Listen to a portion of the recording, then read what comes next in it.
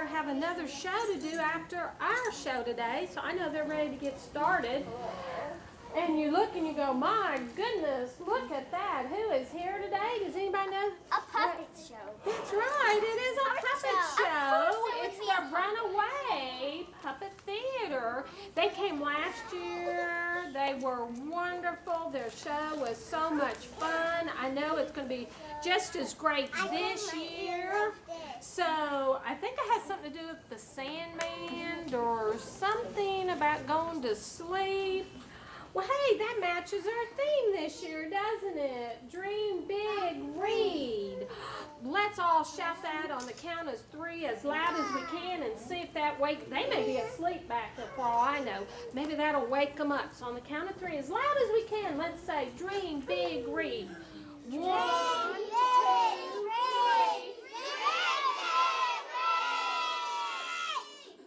Well, that woke them up. Hey! How are you guys today? There's people way over there. They don't have a big enough stage. If I come over to see you, I'm going to fall off the stage. So I'm just going to lean, okay? Hi, how are you guys? Hi, my name is Robin May. I'm one of the puppeteers with Runaway Puppet Theater, and we're really glad to be here with you today. Oh, excuse me. Oh, excuse me. We're so glad to be in. We had a great time. Oh, I'm yawning. sorry. Anyway, we hope. Oh my goodness. Oh. Wow, I'm so sorry about that. I didn't get very much sleep last night. I guess the Sandman didn't come and see me last night. You guys know who the Sandman is, right? Yeah. Yeah, the Sandman is a mythical character that supposedly comes around and puts us to sleep at night and then gives us dreams and things like that. But we know that he's not really real, because why would somebody come in your house and... Hey, wait a minute. I don't think you should tell people that I don't exist and that I'm not real. I mean, I don't tell people you're not real. Excuse me, what are you doing? You're telling people I'm not real, and I don't like it. I mean, I may not have the press that Santa Claus or the Easter Bunny get, but I have a very important job. Are you trying to tell me that you're the Sandman? That is exactly what I'm trying to tell you, and I don't think you should tell these people. Oh my goodness, this is what you look like when you're awake. Oh, I never get to see you like this. This is so... Oh my goodness, that's what color eyes you have. I never would have guessed. You're so much more active in the daytime. Well, actually, that's not true. Some of you are pretty rambunctious at night, to be honest. Excuse me. You were saying you had a very important job? Oh, yeah. Well, most people think I show up and put people to sleep, but that's not true. I actually show up after you've already gone to sleep. Oh, so after we're sleeping, that's when you show up. Exactly. So I know which one of you out there still wear footy pajamas. Yeah, not just the kids either, I can tell you. And I know which one of you still sleep with stuffed animals, like stuffed bears and things like that. In fact, there's somebody out there right now who sleeps with a stuffed octopus. Really? You know who you are. Cool. But I show up after your sleep, and I tell you stories, which you call dreams. Oh, so the Sandman is really a storyteller. Exactly. And I thought today I'd break with tradition a little bit and come by and tell you some stories while you're awake. Well, you know, normally that would be great, but Yeah. we're just about ready to start a show here. We're going to tell these kids stories about nighttime and sleep and dreams and stuff. Oh, that's great. I know all kinds of stories about nighttime and sleep and dreams and things like that. Yeah. In fact, you know what? I know a story about a guy who's famous just because he went to sleep. Famous because he went to sleep? Exactly. A guy famous because he went to sleep, and his name was Rip Van Winkle. Oh, yeah, I know that story. That's great. Okay, Yeah. Okay, now, once upon a time... Wait. Hold on. What are you doing? I'm telling them the story of Rip Van Winkle. Don't you think I should be doing that? After all, the show is called Sandman's Sleepy Stories. Well, yeah, I guess. Just go on ahead. Thank you. I appreciate it. See you back there? All right. Once upon a time, back when the United States were still a group of English colonies, in a small village, there lived a fellow with the peculiar name of Rip Van Winkle. Rip Van Winkle was well liked by everyone in his small village. Everyone was very fond of Rip because he was always willing to lend a hand whenever anyone needed help. Oh, Rip, I'm so glad you're willing to help me carry my laundry home. It's so kind of you. No problem, Mrs. Dretcher. You know what they say, virtue is its own reward. Oh, do they? Well, I was going to reward you with a piece of pie, but in that case, I won't... Well, you didn't let me finish. Virtue is its own reward unless there's pie involved. Then take the pie. Oh, wonderful, wonderful. I've come up with a new recipe. I'm very eager to see what you think of it. Well, that's great because, you know, my laundry carrying ability is only outshone by my pie tasting ability. Oh, wonderful, wonderful. I have one I call Mrs. Drutcher's Chocolate Surprise. Well, what's the surprise? There's no chocolate in it, only strawberries and sardines. No, oh, darn, I just remembered. I'm supposed to meet Mr. Van Brummel. I tell you what, you go on home, and I'll bring your laundry later. Oh, and I'll warm up a piece of pie for you, will I? Yes, nothing better than warm sardines. I'll see what I have to do. Strawberry and sardines? Blah. Well, as my old pappy used to say, never turn down a free piece of pie. Well, I guess maybe I can figure I'll get a piece without too many sardines in it. Hey, Mr. Van Winkle, catch! Oh! Oh, Mr. Van Winkle, I'm sorry, did I hurt you? You okay? Where'd you go? I lost my hat. Oh, no. Sorry, Mr. Van Winkle. I know how much you like your hat. Yes. Oh, you all right? You okay? Did I hurt you? Yeah, I'm fine. Oh, well, you dropped all the laundry you were carrying, though. Oh, yeah. Looks like Mrs. Dretcher's going to have to do her laundry all over again. Listen, I was wondering if you would play ball with us tomorrow. You hit and kick and throw better than any of the other kids. Well, that may be because I'm 25 years older than the rest of you. Yeah, maybe. But, you know, I can't tomorrow. I have to meet Mr. Van Brummel for a lesson. Mr. Van Brummel, the school teacher? Yeah. What is he teaching you? No. I'm teaching him how to fish.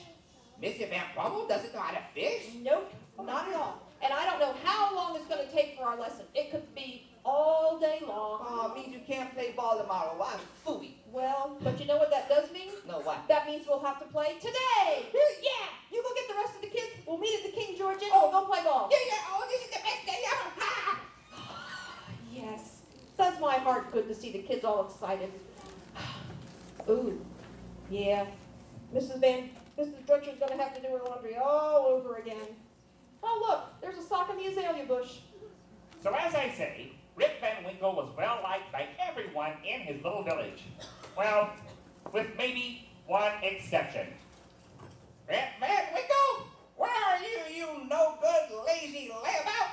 Uh-oh, that sounds like the melodious tones of my wife's voice. She better not see me here like this, so I better sneak away.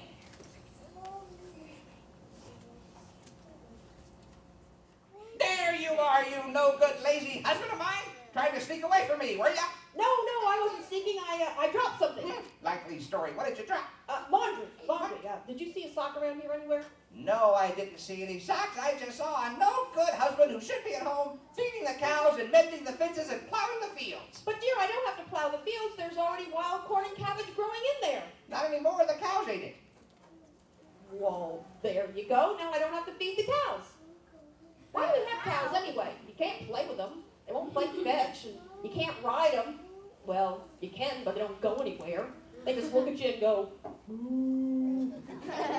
You could at least mend the fences. But if I mend the fences, then the cows can't get in the field to get the corn and cabbage. You really don't think these things through very well, my dear.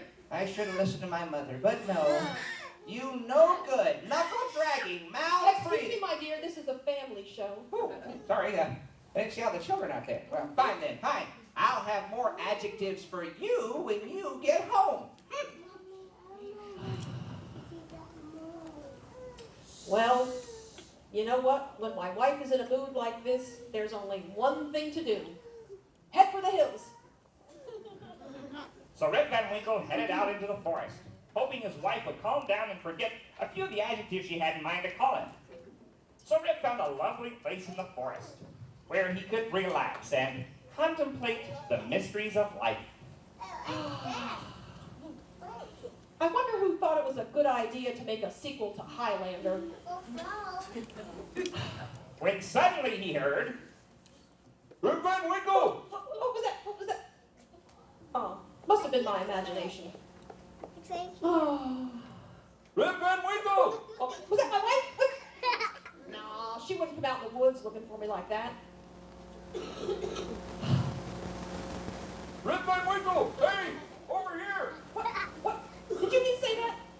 No, I think it came from over there. I better check this out. So Rip Van Winkle went further into the forest, trying to find out who had been calling his name, when he came upon a clearing.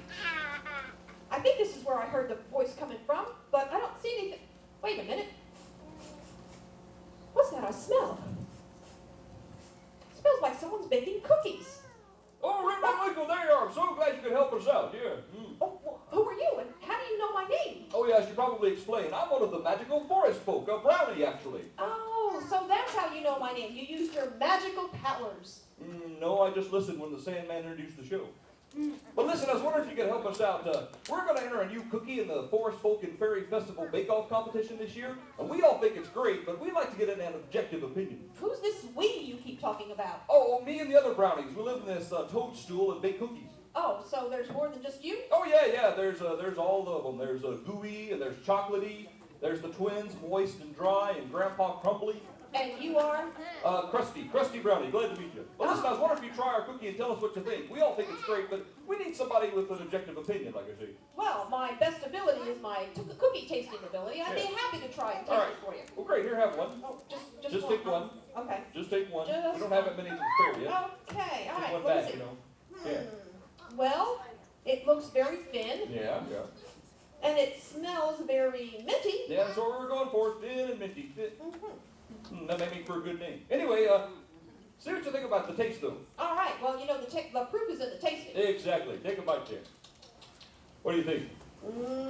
That's good. Oh, good. I was hoping you'd say so. Yeah, I think we're got a winner this time. I think this year we're really going to beat those snooty elves in their hollow tree. Yeah, this is great. Yeah. There was a little bit of controversy. Some of the other brownies thought I put too much pixie dust in the cookie. That sometimes makes people fall asleep, but I don't think I put in that much, really. No. As a matter of fact, I think you could.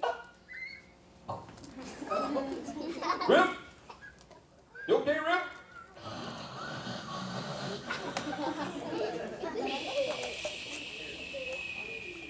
Too much pixie dust?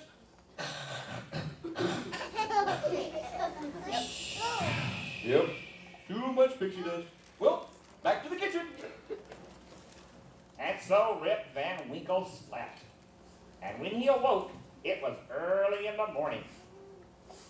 Oh, me. Oh, my goodness. It's in the morning. I bet you my wife has many, many more adjectives for me now. I better get back to the house before she comes searching for me. Ow. Wow, my knees really hurt. As a matter of fact, everything hurts. Well, I guess that's what happens when you sleep in the woods all night. Ow. So Rip Van Winkle headed back to his tiny village. But when he arrived, nothing looked as he remembered. And he didn't recognize the people he saw. Well, I thought this was the direction of my town, but nothing looks the same. No? I have to ask somebody for directions or something. Excuse me, sir. I'm sorry, I'm very busy. I don't have time to be accosted by an old beggar. No. I was just wondering if you could help me. I want to know if this is my town or not, and I'm a little bit confused about Oh, you're one of those, are you? Well, look, Grandpa, if you're going to make poor life choices, don't expect me No. to...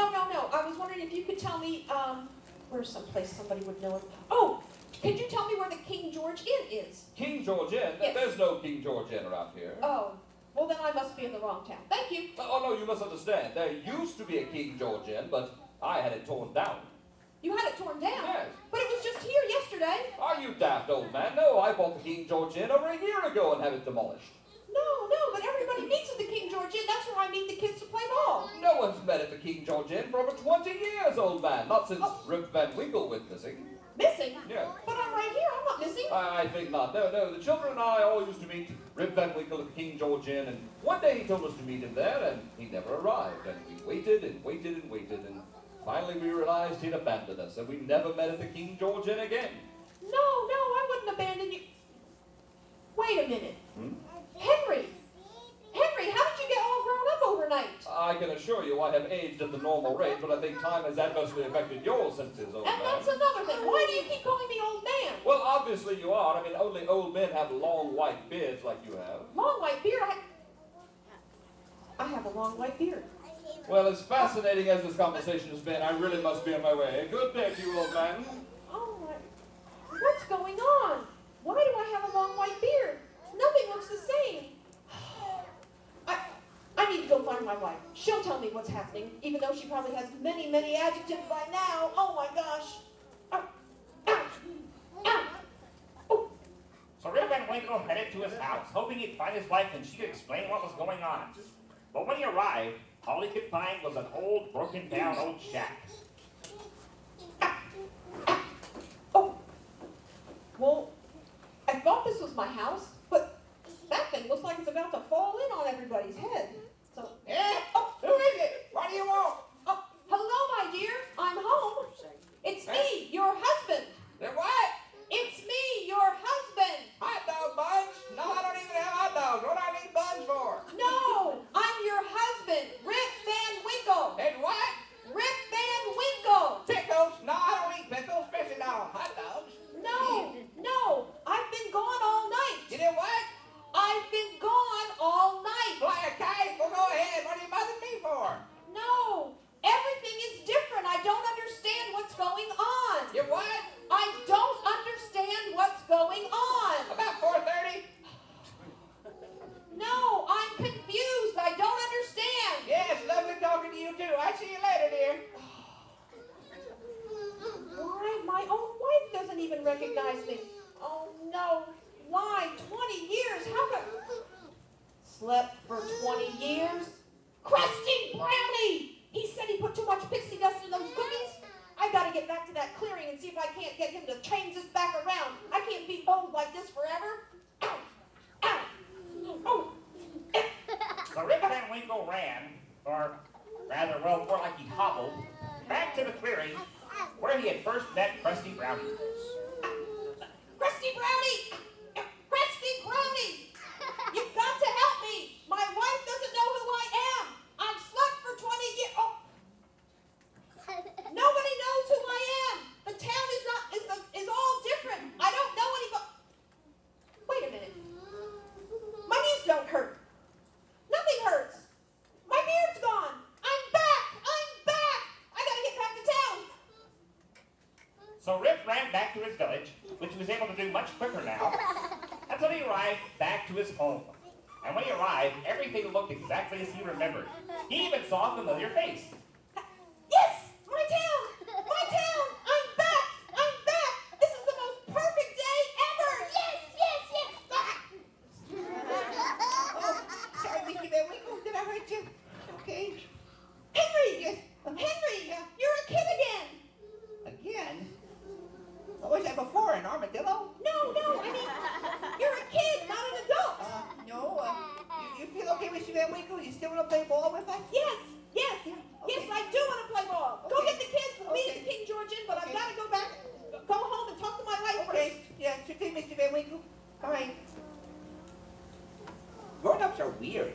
And so Rip Van Winkle ran back to his house, hoping to find his wife in his home just as he remembered it.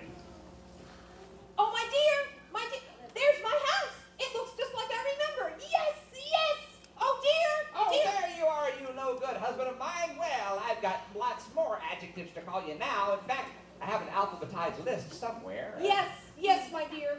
Call me all the adjectives you want as long as I get to hear your voice. You feel all right? Yes. Call me anything you want. Call me no good. Call me lazy. Call me indolent. Call me lousy. Wait, what was that last one? Lousy? Before that. Indolent. Indolent, yes, I like that one. I think I'll start with that one, yes. Indolent, Yes. Call me indolent. Call me outdolent. I don't care as long as I hear your melodious voice. You sure you're all right? Yes, I'm fine. And right now, I'm going to go back to town and play ball with the boys. But when I come back, I'm going to feed the cows, and I'm going to mend the fence, and tomorrow, I'll plant the field. Really? Yes. Well, if you do all that, I can think of another adjective to call you. And what's that? Sweet. And Rip Van Winkle did exactly as he had promised. He mended the fences, he plowed the fields, he even fed the cows. And after that, He was well liked by everyone in the village. And I do mean everyone.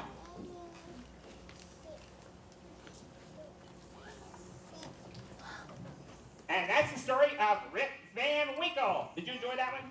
Yeah. That good? Oh, good. I like that one too. That's a very good story. I like it. Mr. Sandy, Yes. that was a really good story. I'm really Yeah. glad you told it to me. Sure. And you know what? I never did think about it, but Rip Van Winkle was famous for going to sleep. That's right. That was his claim to fame. Sleepiness and laziness. Yep. Yeah. Of course, I guess there are worse things to be famous for. Like what? I don't know. Stinkiest breath. Well, yeah, that could be. Cramming the most baby corns up your nose. Explosive flatulence. Oh, okay. That's it. Being a Kardashian. Okay. But you know, sleeping too much is really bad for you. Yeah, sleeping too much is bad for you. But you know what? Not sleeping enough is bad for you too. That You know is what? true. That reminds me of another story I know. Another story? Yeah. How many stories do you know? Oh, I know millions and millions of stories. I have them on loan from my Nazi the Spider. Oh, yeah, I remember that guy. Yeah, but I know all kinds of stories. I know stories about aardvarks, I know stories about ice skating, I know stories about prickly pears. I even know stories about aardvarks ice skating through prickly pears. Ooh. I do. Tell us one of But those this- stories. I don't have time right now. It's very involved and I have to have a lot of props. Oh. But the story I want to tell you now is about a young gecko who couldn't go to sleep. A young gecko who couldn't go to sleep? All the way from the island of Bali. I don't think I know that story. Oh, I should probably tell it then, right? You're going to have to take All right, great. I'll do it. All right. Now, once upon a time, way back on the island of Bali, there lived a young gecko. This young gecko enjoyed doing all the things a young gecko normally enjoys doing. He enjoyed playing hide and seek with his friends. All right, ready or not, here I come. Let's see, Howie, are you over there? No. Oscar, is this you? No. Julius? Wow. Hide and seek is tough when your friends can change color and blend in with the foliage. Wow. He also enjoyed a big dinner of mosquitoes. Yum.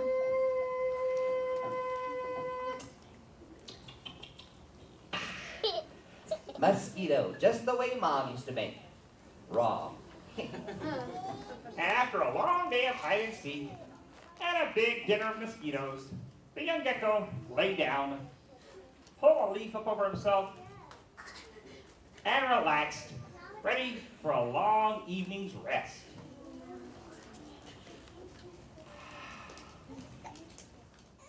I never found my friend Oscar when we were playing hide and seek. Oh well, hope he's not waiting on me. What? What is? Who's that light? That must be the firefly flashing his light. Firefly! Firefly, hey, get up the light! Firefly, I'm trying to sleep here. He's not going to turn it on. All right, I'll hide under here so I can't see him. It's too hot under there. I can't stand under the leaf. Oh, man, I'll never get to sleep like this. Oh, man. So the young gecko turned and tossed and tossed and turned all night long, but he never did get to sleep. The next morning, the young gecko went to find the village elder. Oh, I wonder where the village elder is. Oh, village elder, village elder. Good morning, young gecko. How are you this fine day? I am not good, village elder, not good at all. Not good. Why is that? Well, I didn't get any sleep last night because the firefly kept flashing his light in my eyes. I was wondering if you could possibly speak to the firefly and ask him not to flash his light so bright at night. Well, as the village elder, I want everyone in my village to be happy and well rested. Yes, I would be happy to go find out what happens with the firefly. Thank you, sir. Thank you. Now I've got to get to the bottom of this, so we have to go find Firefly. So the village elder went to find the firefly to find out why he had been flashing his light so late at night.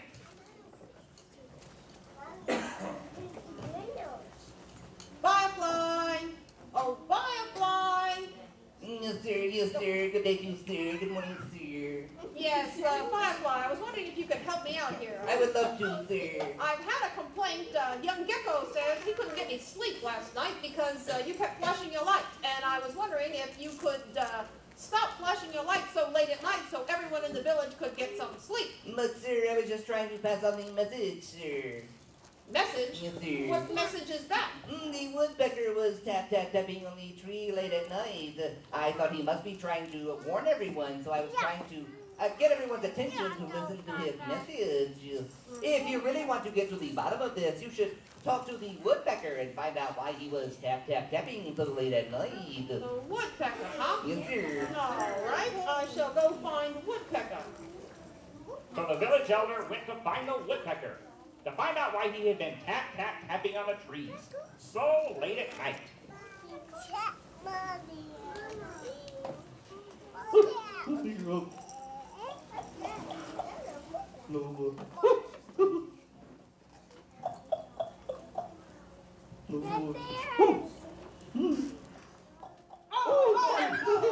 Sorry there, your kingship. I mistook your head for a block of wood. Easy mistake to make, though. Yes, well, Woodpecker, I'm wondering if I could ask you for some help. Sure, anything you want. Yeah, young Gecko said he couldn't get any sleep last night because Firefly kept flashing his lights. Firefly said he was only flashing his light because you were sending out a warning and he wanted to draw everyone's attention to it. What was the message you were trying to get to everyone's attention about? I wasn't tapping on a message. I was tapping along with the song that the frog was singing. I can't sing very well myself, but I do like to keep the beat. Oh, I'm sure you have a lovely singing voice.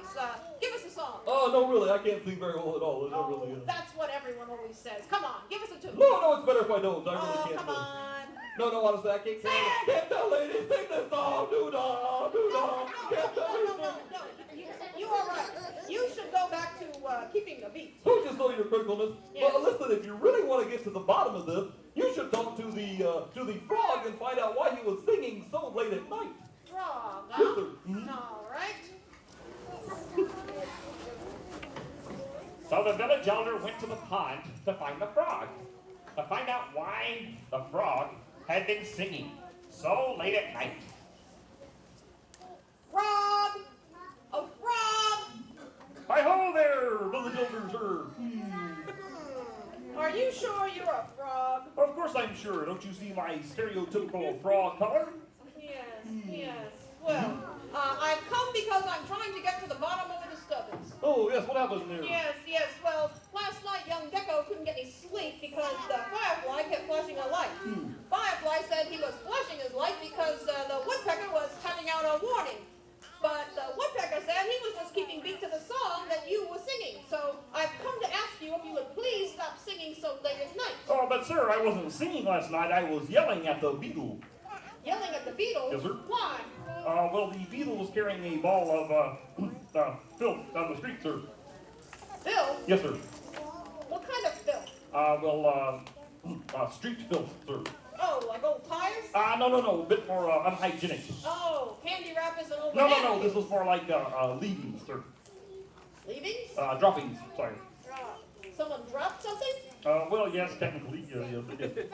I don't understand. Well, it is, it was poo, sir. Poo? Yes, sir. Why would she be carrying poo down the street? I don't know. It was very unhygienic, and I wouldn't have said anything, but I mean, beetle's carrying that ball of poo down the middle of the street. That's disgusting. Yeah, if you really want to get to the bottom of this, you should probably talk to Beetle and find out why he was carrying a ball of so on and so forth down the street. Beetle. Yes, sir. I'll have to go find Beetle. By this time, the village elder was beginning to get angry, and so he went throughout the village, looking for the beetle, to find out why he had been carrying a ball of, well, so on and so on, down the middle of the street. Beetle! Beetle! Where are you, Beetle? Yes. Lovely day, isn't it, sir? No, it's not a lovely day. No, I've got a problem, and you seem to be the cause of it. Yes, young Gecko said he couldn't get any sleep last night because Firefly kept flashing his light. Firefly was flashing his light because Woodpecker was tapping out a warning. Woodpecker said he wasn't tapping a warning, he was tapping along to the song the frog was singing. Frog said he wasn't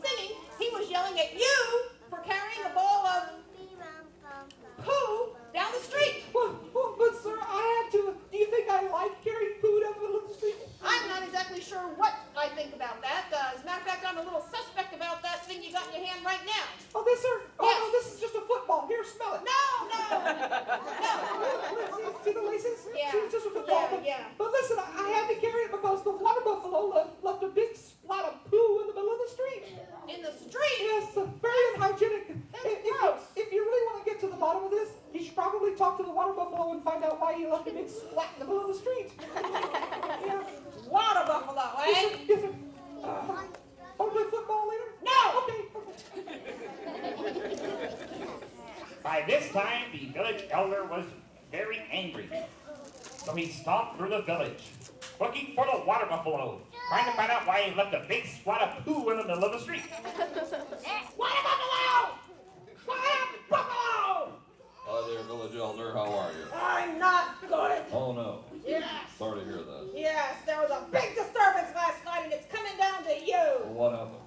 Well, Gecko couldn't get any sleep last night because the Firefly kept flashing his light. Firefly was flashing his light because Woodpecker was sending out a warning. Woodpecker wasn't sending out a warning. He said he was tapping along to the song the Frog was singing. Frog said he wasn't singing. He was yelling at the Beetle for carrying a big ball of poo down the street. The Beetle said she was carrying the poo because you left a huge splat in the middle of the road. Now, I'm village elder, I'm telling you to stop right now. Oh, yeah. That's what happens. I try to help and I get yelled at. Help? How is putting poo in the street a help? It's a help because the rain washed a stone away in the middle of the street. The merchants have almost lost their carts in that hole. If you really want to get to the bottom of this, you should talk to the rain and find out why it rains so hard it washes stones away from the middle of the street. I'm out of here. And I have to go to the bathroom. Rain cloud. By this time, the village elder was furious. So he stomped throughout the village until way, way out on the outskirts of the village elder found a rain cloud happily raining away. Yeah. Raindrops keep falling on your heads.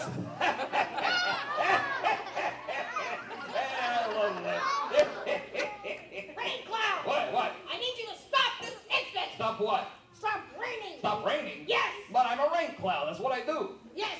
But you're the cause of the disturbance last night. What happened? Young Gecko didn't get any sleep because Firefly was flashing a light.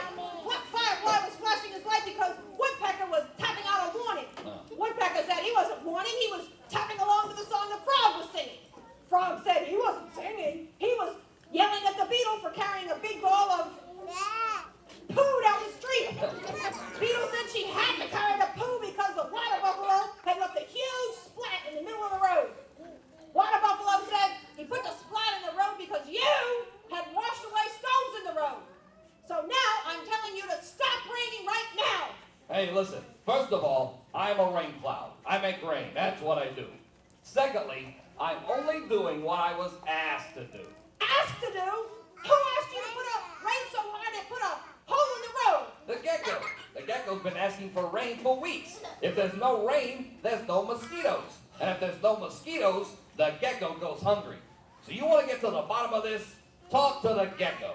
Oh, I will talk to the gecko, but until then, stop raining in my village. Hey, well listen, I got news for you, pal. I'm gonna rain as long as I got it in me. You have to do what I say. I'm the village elder. Yeah, well I'm not part of the village. I float wherever the wind takes me. In fact, take that. Hey, like I say, you want to yell at somebody? Talk to the gecko. Gecko. And so the village elder stomped back to the middle of the village, trying to find the young gecko.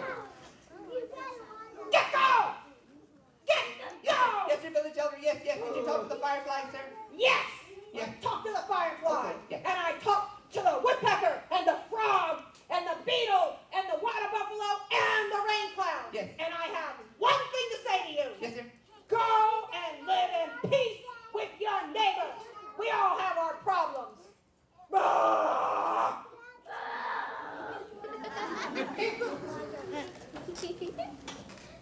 And so the young gecko still didn't get any more sleep. But he did have lots of mosquitoes to eat for that month and for many, many more months to come. And that's the story of the complaining gecko. So, you see, thank you. So as Because you see, sometimes if you can't sleep, it might be your own fault, like it was with Miss Robin last night. Mr. Sandman, Yes? what do you mean it was my own fault that I couldn't get to sleep? Well, you probably shouldn't have had a big eggplant parmesan sandwich with horseradish sauce right before you go to bed. Yeah, that probably wasn't such a good Not a good idea. But it sure was yummy. I bet. Well, this has been fun. I hope you've enjoyed it. I gotta go now and get ready. So I'll see you later. No, And Mr. Sandman, no, you can't leave yet. why not? Well, you have to tell us one more story. You've only told us 2. Well, yeah, but normally I only get a short time with everybody, and I thought 2 stories would be good. Then I could go get ready for tonight. No, See, and then you have to tell us 3 because everything is better in 3s. Not everything. Not angry bees. Well, okay. Not careless dentists. Well, but that's not what I was talking about. Not IRS agents. Not Kardashians. But you've only told us stories so far about people that sleep too much and people that can't sleep enough. Oh yeah, I haven't even told you stories about dreams yet, have I? You haven't told us any dreaming stories. You know what? That reminds me of a story about a man who got rich through a dream. Got rich through a dream? That's right. Would you like to hear that one? I would love to hear that one. Oh, great. Right. I suppose you want to tell this one too. If you don't mind, it is what I do. There you go. Thank you. All right. Now, once upon a time, way back in fairy tale times, there was a farmer, which really in and of itself is no big deal. But this farmer had a very large plot of land. Every year, the farmer would plant his crops and work his land diligently, hoping that he would get a large crop of food to feed himself and his wife for all the year to come. Ooh, yeah. Looking good. Yeah. Oh, dear, Howard. Oh, how's everything going this year? Oh, wonderful. This is great. Look at this. Oh, what did you plant this year, dear? This year I planted tomatoes and lettuce and onions and corn and squash and melons. Oh, I can't wait to see how it all turns out. Yes, and you are in luck, wife of mine, because I'm about ready to start the harvest. Yay! So as I say, the farmer worked his land diligently.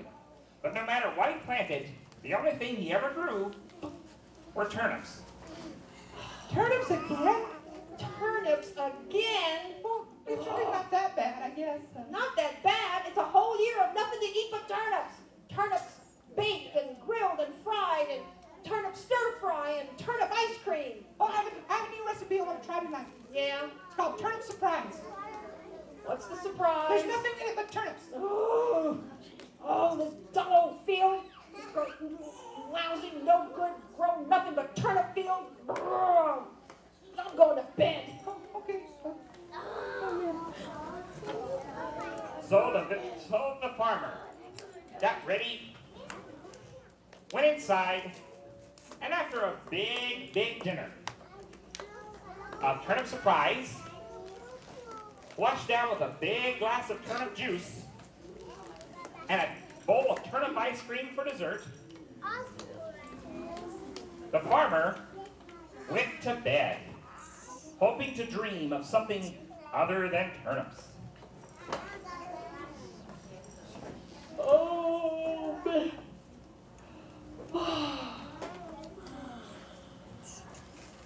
And that's where I came in. That's right, I actually get to be inside this story. And so I woke the farmer up to give him a very important message. Farmer, oh kind farmer, wake up. I have something to tell you.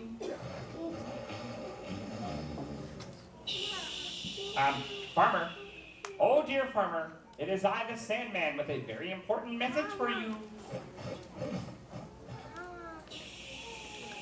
Farmer, Wake up! They're trying to get after me again! Oh, my.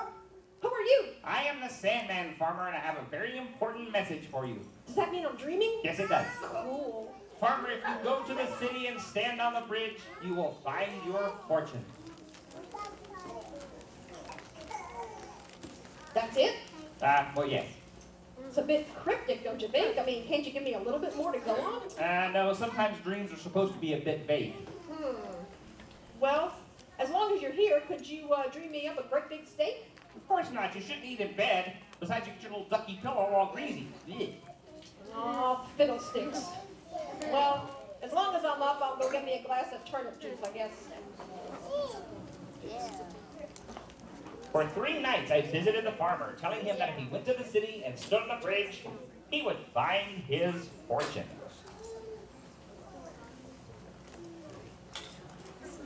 Oh dear, you okay? You not been sleeping well?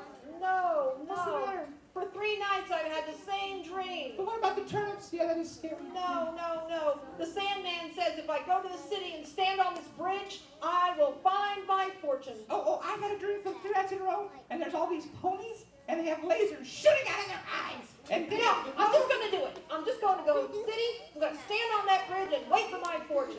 What about the turnips? Oh, who cares about the turnips? I don't like that lousy old field. As a matter of fact, while I'm gone, see if you can't sell it. Oh, okay. Bye, dear. Oh, hope you took the underwear. So the farmer went to the city, found the bridge, and stood there, hoping he would find his fortune just as I had told him in the dream.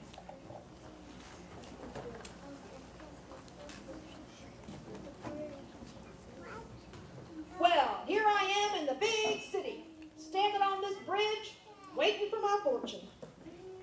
Yep, standing on the bridge, waiting on my fortune. Fortune coming on any minute now. Yep.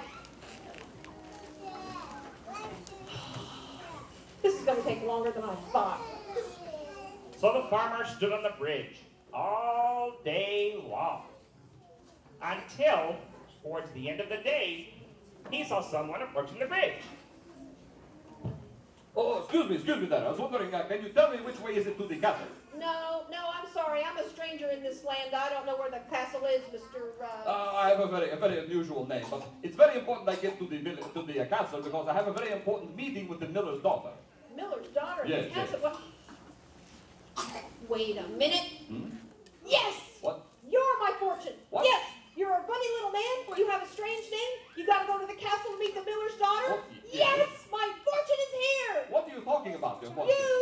You are Rumpelstiltskin, and you are my fortune. You're gonna go to the castle and spin some straw and gold for me, and we'll have everything we ever. You're mistaken. I am not the Rumpelstiltskin. No, of course not. No. Yeah. What's your funny little name then? Sidney Krupnik. Sidney Krupnik? Yes. Well, what do you have to go to the castle for? Well, I'm the miller's daughter's lawyer. She's being illegally detained. I'm here to file a protest. A protest? Yes. But I thought for sure you were my fortune. Yeah, you're a funny little man. That's another thing. Stop calling me funny little man. It is slander. It's defamation of character. Don't make me violate cease and desist order. I'm sorry. Sheesh. Touchy. So the farmer stood on the bridge the rest of the day, but he never did find his fortune. And that night, since he had nowhere else to go, he lay down on the bridge, lay down on a cobblestone, and slept all night long. He awoke early the next morning, hoping that would be the day he would find his fortune. Oh, me. I hope my fortune comes today. I don't know if I can sleep on that bridge one more night. So the farmer stood on the bridge all day long, until, towards the end of the day, he saw a goose approaching the bridge. Oh, hello there, farmer. I was wondering if you could tell me where a place I could roost in. Roost? Yeah. I don't even know what that is. Oh, it's something we fowl do before we lay eggs. Oh. Yes, that I really need to find a place to roost, if you know what I mean. You So need a place to lay your eggs? Yes, I do. Yeah. A goose Yes. that lay... Oh! Yes! What? Yes! You are my fortune! What do you Yes! You're the goose that lays the golden eggs. I'll take you home with me and you'll lay eggs of gold for my wife and I, and we'll have a nice house and all the food we want, and maybe even a little horsey to ride. No, you're mistaken. I am not the goose that lays golden eggs. No, I lay regular old goose eggs. Are you sure? Of course. I mean, who would want to lay golden eggs, even if I could? Ugh. It'd probably be very tough to lay, and then, can you imagine how cold it would be sitting on a golden egg? I'd probably get, wait for it, goosebumps. Yeah. Get it? Goosebumps? Yeah, I get it. Why don't you go find some place to roost? Oh, yeah, I need to do that. Good luck with your fortune, farmer. Yeah. Oh. going to be my fortune. Golden eggs and all. Aww. So the farmer stood on the bridge the rest of the day, but he never did find his fortune. And once again, since he had nowhere else to go, he lay down on the bridge, cuddled up with a cobblestone, and slept all night long. And again he awoke early in the morning, hoping this would finally be the day when he found his fortune. Oh. You know, when you use a cobblestone for a pillow and you drool, you get mud on your face. And the farmer stood on the bridge all day long, until towards the end of the day again, he saw someone else approaching the bridge. No, excuse me there, my good lad. I was wondering if you could, No, I'm sorry. I'm not from this town. I don't know what day it is. I don't know a place for you to roost, and I have no idea how to get to the castle. You misunderstand, my dear lad. I'm not here to find something out from you. I'm here to help you. You're here to help me? Yes, I was wondering if you might be interested in some beans. In some beans? Yes. What would... Wait a second. Mm-hmm. Yes. Yes. I will take those beans. Yes. And I will take them back with me to my house, and I will plant them in my garden, and they will grow into a huge beanstalk, and I'll climb that beanstalk, and they'll be gold and jewels. What are you talking about? The beans. They're magic beans. And I'll plant them, and they'll grow beanstalks. No. These are not magic beans. These are regular old everyday beans. Just plain old beans? Well, of course. I had seen you standing here several days. I thought you must be getting hungry, so I was offering you beans for lunch. Beans for lunch? Yes.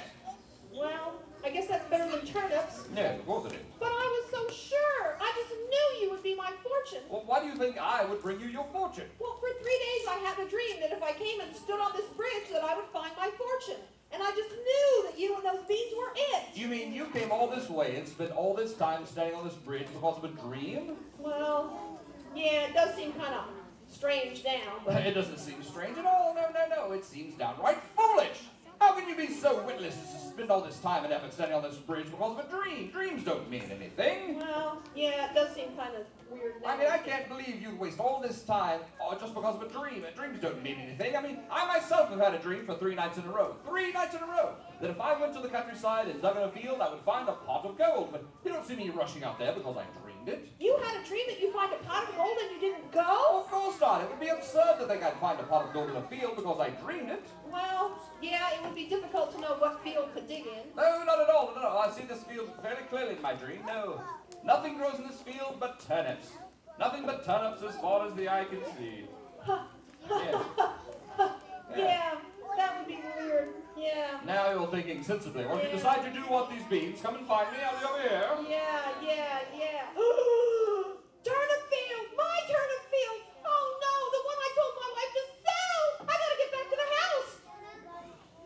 So the farmer rushed home as quickly as he could, trying to find and see if he and his wife still owned the turnip field. Oh, my dear! What? Are you here? Are you here? Yes, hello? Oh, dear, did you find your fortune? Well, almost, but I have to ask you a question. Yeah. Did you sell the field? No, nobody wanted to buy a field that only grew turnips. Yes! Yes, the field is still ours! Yes! It only grows turnips still, you know. Yeah, I know, but here, where's that shovel? Where did that shovel go? Shovel. You find it? Oh, here it is. Okay. Okay. Watch this. All right. And so the farmer began to dig. And after he dug just a little ways below the surface, he found...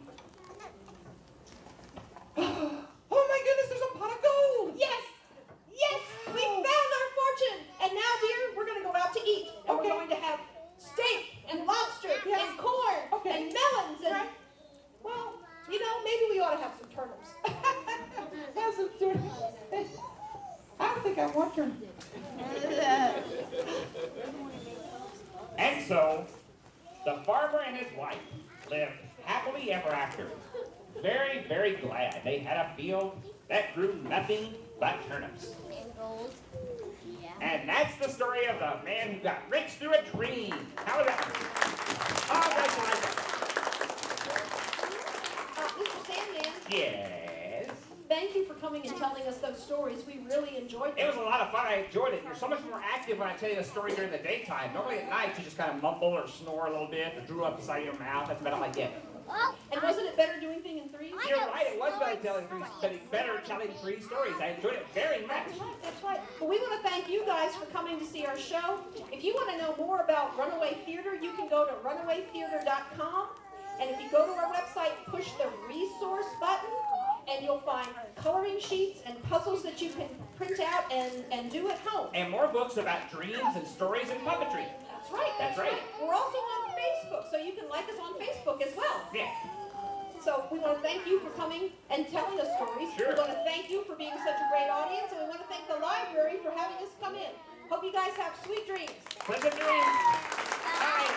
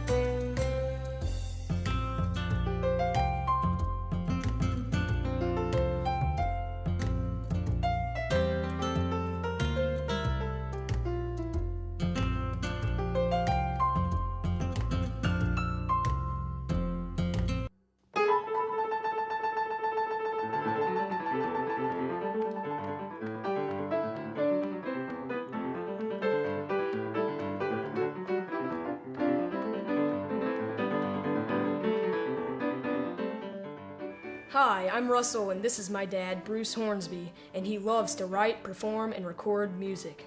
Inspiration isn't always easy, but having the right tools can really help. That's why we love math, science, and technology. Whether you're playing in your living room or a live concert hall, math, science, and technology helps you create amazing sounds. Be sure to join the Treehouse Detectives as they learn all about sound, frequency, pitch, and how NASA is using this technology to improve our lives in the NASA Sci-Files, the case of the deafening sound.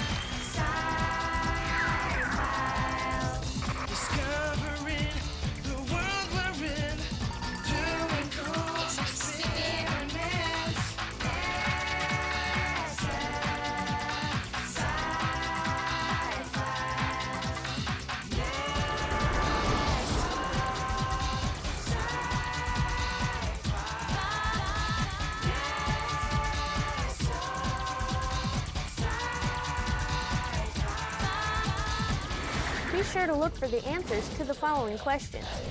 What is sound? How is a compressional wave measured?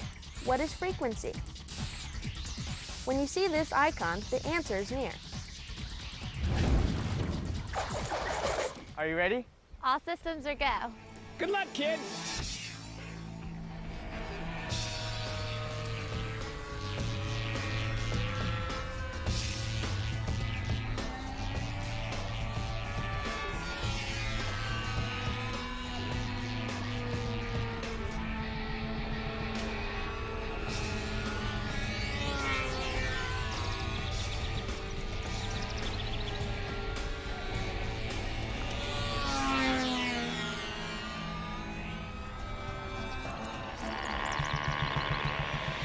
Dr. D, look out! Dr. D? Dr. D, watch out!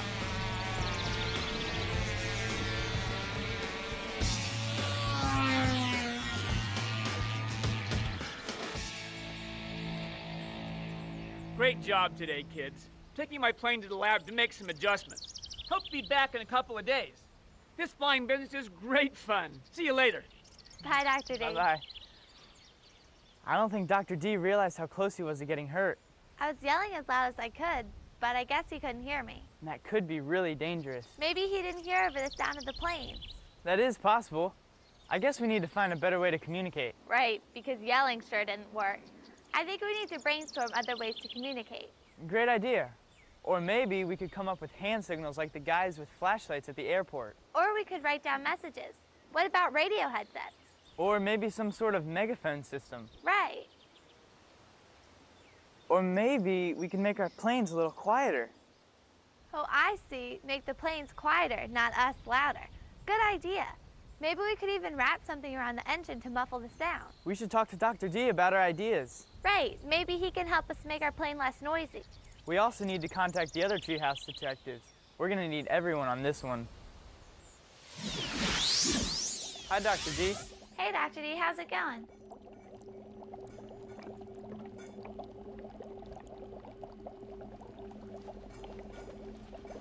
Hi, kids. What's up? We're concerned that our plane is too loud. What makes you say that? Well, we just think it would be a good idea to make a quieter plane. Can you help us? Sure. There's lots of things you can do, but first you'll have to learn about sound. Can't we just build a quieter plane? Patience, Matthew. Remember, haste makes waste. What does that mean? It means if we go too quickly, we may end up with poor results. It's important to understand the basics. I guess that makes sense. Very good. So let's start with a definition of sound. Isn't sound just something that can be heard? Well, that's a start, but you can't hear all sounds. Actually, sound is a longitudinal wave produced by vibrations that travel through a material medium. Okay, Dr. D. I think I know what waves and vibrations are, but can you describe the rest of that definition in English? Okay. Anything that moves back and forth, side to side, or up and down is vibrating. Here, move this bar on the wave machine up and down.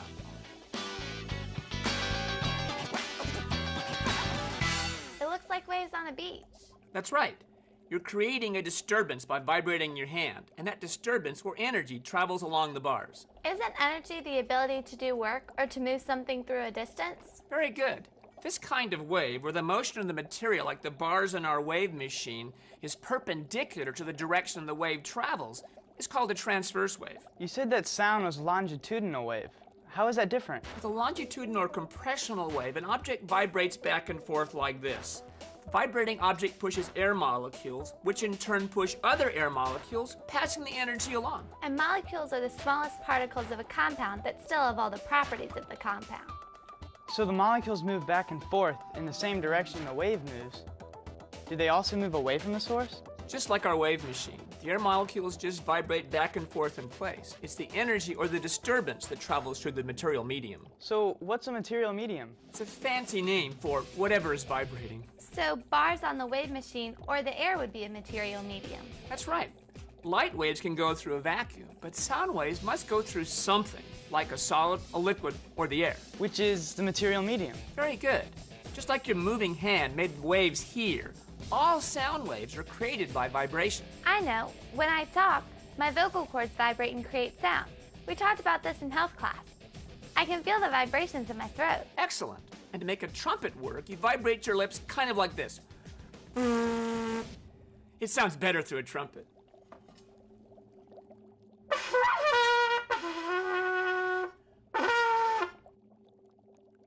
Okay, it makes sense now. When something vibrates, like Dr. D's lips, the air molecules nearby move back and forth. That vibration creates a longitudinal wave, which then travels through the air in the trumpet and across the room. In this case, the material medium is the air. You've got it. Congratulations. I've got to leave, but keep me up to date on your progress. We will, Dr. D. See you later. Bye-bye. Goodbye. That was weird. It was almost like he was in his own little world when we got in the lab. Yes, it was. As always, Dr. D was very helpful, but I don't think he could hear us when we said hello. Maybe he was just deep in thought. Maybe, but I think it's pretty obvious that if we're going to fly our planes with Dr. D, we need to make them quieter. How do we do that? The very reliable, tried and true problem board. Genius. Okay, what do we know? We know that sound is something that can be heard. And it starts with vibrations. We know that vibrations make the molecules in the medium collide, and they pass on their energy. We also know that our planes are loud. And we know that Dr. D didn't hear our warnings about running into the cooler when we were flying our planes. So what do we need to know? We need to know if it is possible to make our planes quieter. And we need to know if there's something wrong with Dr. D's hearing. And I guess to do that, we probably need to learn more about sound waves. So where do we go? Our first stop should be NASA. If anyone knows anything about airplanes, it's NASA. I also called the other treehouse detectives, and Justin's on his way to Seattle with his family. Seattle? I think Boeing is there too. NASA does research with Boeing, don't they? Sure. Maybe Justin can do some research while he's in Seattle. Great, and I bet Bianca could find someone to talk to at NASA Langley Research Center. Well, what about Dr. D's hearing? That's going to be a little bit trickier. I really hope our communication problem with Dr. D can be solved by reducing the loudness of our plane. We should be able to make progress by visiting NASA Langley Research Center. In fact, I'm meeting with Miss Casey Burley there now. Let's compare two kinds of waves. As you learned in the case of the mysterious red light, light also travels in transverse waves. The highest point on a transverse wave is called a crest, and its lowest point is called a trough. However, sound are compressional waves, and they do not have crests nor troughs. What do they have instead? Here, let me show you. Hold this end of the slinky and watch what happens when I move it back and forth. Some areas are more crowded together, and some areas are more spread apart. Exactly. Where the coils are close together, this is called a compression. And where they are spread apart, it's called a rarefaction. Kaylee said that sound is created by vibration, but I didn't understand exactly how compressional waves actually form. Let's use the example of a radio. When you turn the radio on, the speaker begins to vibrate. As the speaker moves outward, the air molecules are pushed together to form a compression, or a crowded region. When the speaker moves back, a rarefaction, or a spread out region is formed.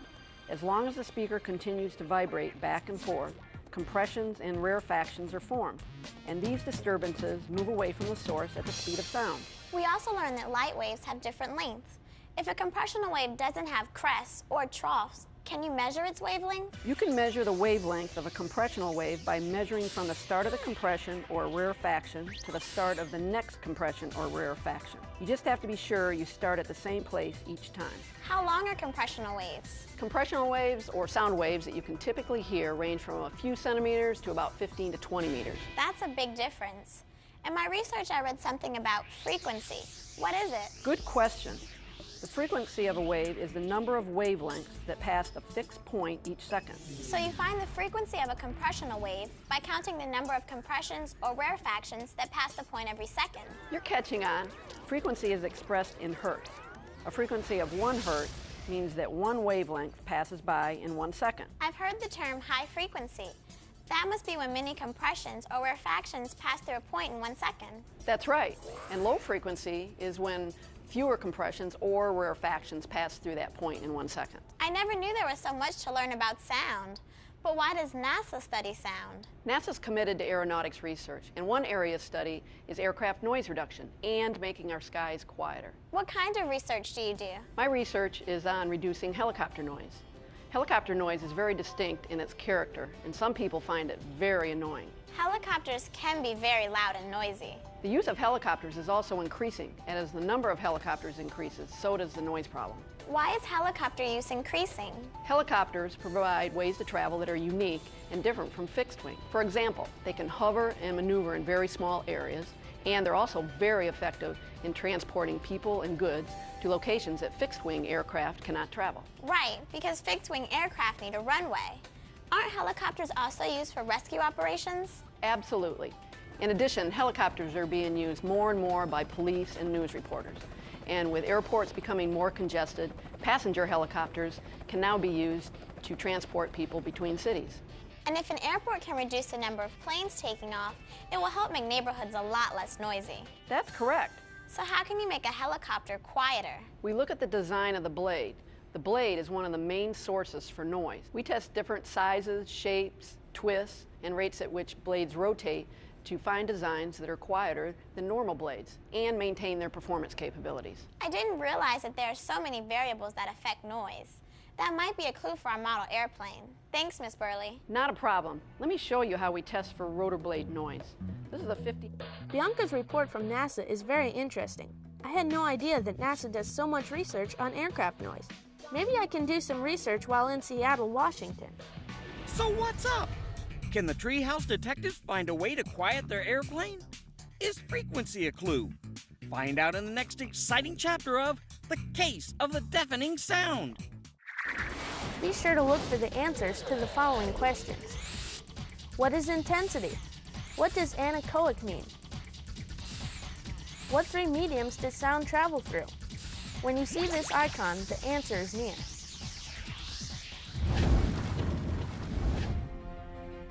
Seattle is an amazing place. It's surrounded by huge mountains located on the Puget Sound, which is cool because you get to travel around on really cool ferries. It's also the site of the 1962 World's Fair, and the Space Needle, built for the fair, actually has a revolving restaurant and observation deck. The view of the city is awesome. I think I'll check out the fish market. Bianca emailed me and said that her mom suggested I check out Boeing. They're the largest manufacturer of commercial jetliners and military aircraft in the United States. They work to reduce aircraft noise also, so they should be able to help me learn more about sound. Wow, this place is huge. I read that Boeing's facility here in Everett, Washington covers 98.3 acres and is recognized by the Guinness Book of World Records as the largest building in the world by volume, measuring 13.3 million cubic meters. Ms. Belinda Williams, an engineer at Boeing and a mentor for the Society of Women Engineers, agreed to meet with me about sound. Hopefully, she will be able to help us with our remote control plane as well. We think that our model airplane is too loud and might cause some hearing problems. Knowing the intensity of sound is very important because loud sounds can cause hearing loss. What exactly is intensity? Intensity is the amount of energy that flows through a certain area in 1 second. When you listen to the radio, the sound energy spreads out from the radio in all directions. If you hold a loop between you and the radio, the intensity would be measured by the amount of sound energy passing through the loop in 1 second. If sound energy spreads out in all different directions, wouldn't less energy pass through the loop in a second the further away it is from the source? That's correct, and it would be less intense. What if I turn down the volume on the radio? I'm sure that would reduce the intensity. Exactly. When you lower the volume, you lower the energy of the sound waves passing through the loop in 1 second. We learned about compressions and rarefactions in sound waves. Does lowering or raising the volume change the compressions or rarefactions? Yes. For example, when a radio speaker vibrates strongly with a lot of energy, it really bunches up the air particles in a compression and spreads them way out in a rarefaction. And the strong vibrations make the wave more active. You got it. Intensity also influences how far away sound can be heard. For example, if you whisper, the sound waves created have low intensity and don't travel far. That's why when you whisper, only the people close to you can hear you. Of course, some of the wave's energy is converted to other forms of energy when it's passed from particle to particle. Here, I'll demonstrate on the slinky. When I pull the slinky back, what type of energy does the slinky have? Potential energy. Very good. As I release the slinky, potential energy is converted into energy of motion. As the energy in the slinky travels down the slinky and back up, a small amount of energy has been transferred. And because it transferred some of its original energy, the slinky doesn't have enough energy to continue making waves back and forth. Exactly. And the transfer of energy continues until the slinky has no more energy and stops. What would happen if I pulled back more of the slinky? It would have more potential energy, and it would make the waves for a longer period of time before it stopped. Good job. Similarly, a sound wave of lower intensity loses its energy more quickly and travels a shorter distance than a sound wave of higher intensity. That's why intense sounds are loud. Loudness is a human perception of sound intensity. Everyone has different levels of sensitivity to noise. Can we measure the intensity of sound? Yes, we can measure the intensity of sound with special instruments, such as a noise dosimeter or a sound level meter. Why is it important to measure the intensity of sound? To protect ourselves from continual exposure to conditions that may cause hearing loss. How is sound measured? Intensity of sound can be described using a measurement scale. Each unit on the scale is called a decibel. And on this scale, the faintest sound that most people can hear is 0 decibels. Well, how many decibels would be considered too loud or unsafe? Any sound above 120 decibels is considered unsafe and can cause hearing loss. What kind of sounds are more than 120 decibels? Race cars, rock bands, jackhammers, and airplanes taking off are all over 120 decibels. You can use guidelines to help you estimate the intensity of sound. For example, a cat purring is only about 25 decibels, a vacuum cleaner is around 75 decibels, and a power mower is about 110 decibels. I think our model airplane might be more than 120 decibels. It's pretty loud. We might need to reduce its noise level. Does Boeing do any research on reducing noise on planes? Absolutely. Boeing has an entire engineering group devoted to reducing aircraft noise. They continually develop designs ranging from jet noise suppressors on the engine to low noise landing gear. Boeing and NASA are both working towards reducing aircraft noise as much as possible. Do you think that Boeing's engineering group could help us make our model airplane quieter? Maybe. The concepts we use to lower noise levels are applicable to all aircraft. Boeing actually has a radio control club called the Boeing Hawks. They might be better suited to answer that question. Let's send them an email. Ms. Williams was very helpful, and she heard back from the Boeing Hawk RC Club. They suggested that we use a good muffler, shock mounts, a 4-cycle engine, and a better propeller. They also said that we should comply with any noise limits, establish boundaries of the fields, and most importantly, wear hearing protection. Sounds like we have a lot of work to do. Excellent report. Justin really learned a lot. I've been looking at all the adjustments we could make. Is it expensive? Remember, we are on a budget. Is it expensive to fix a hearing problem? How much is your hearing worth to you and Dr. D's hearing? Did Dr. D not hear you again?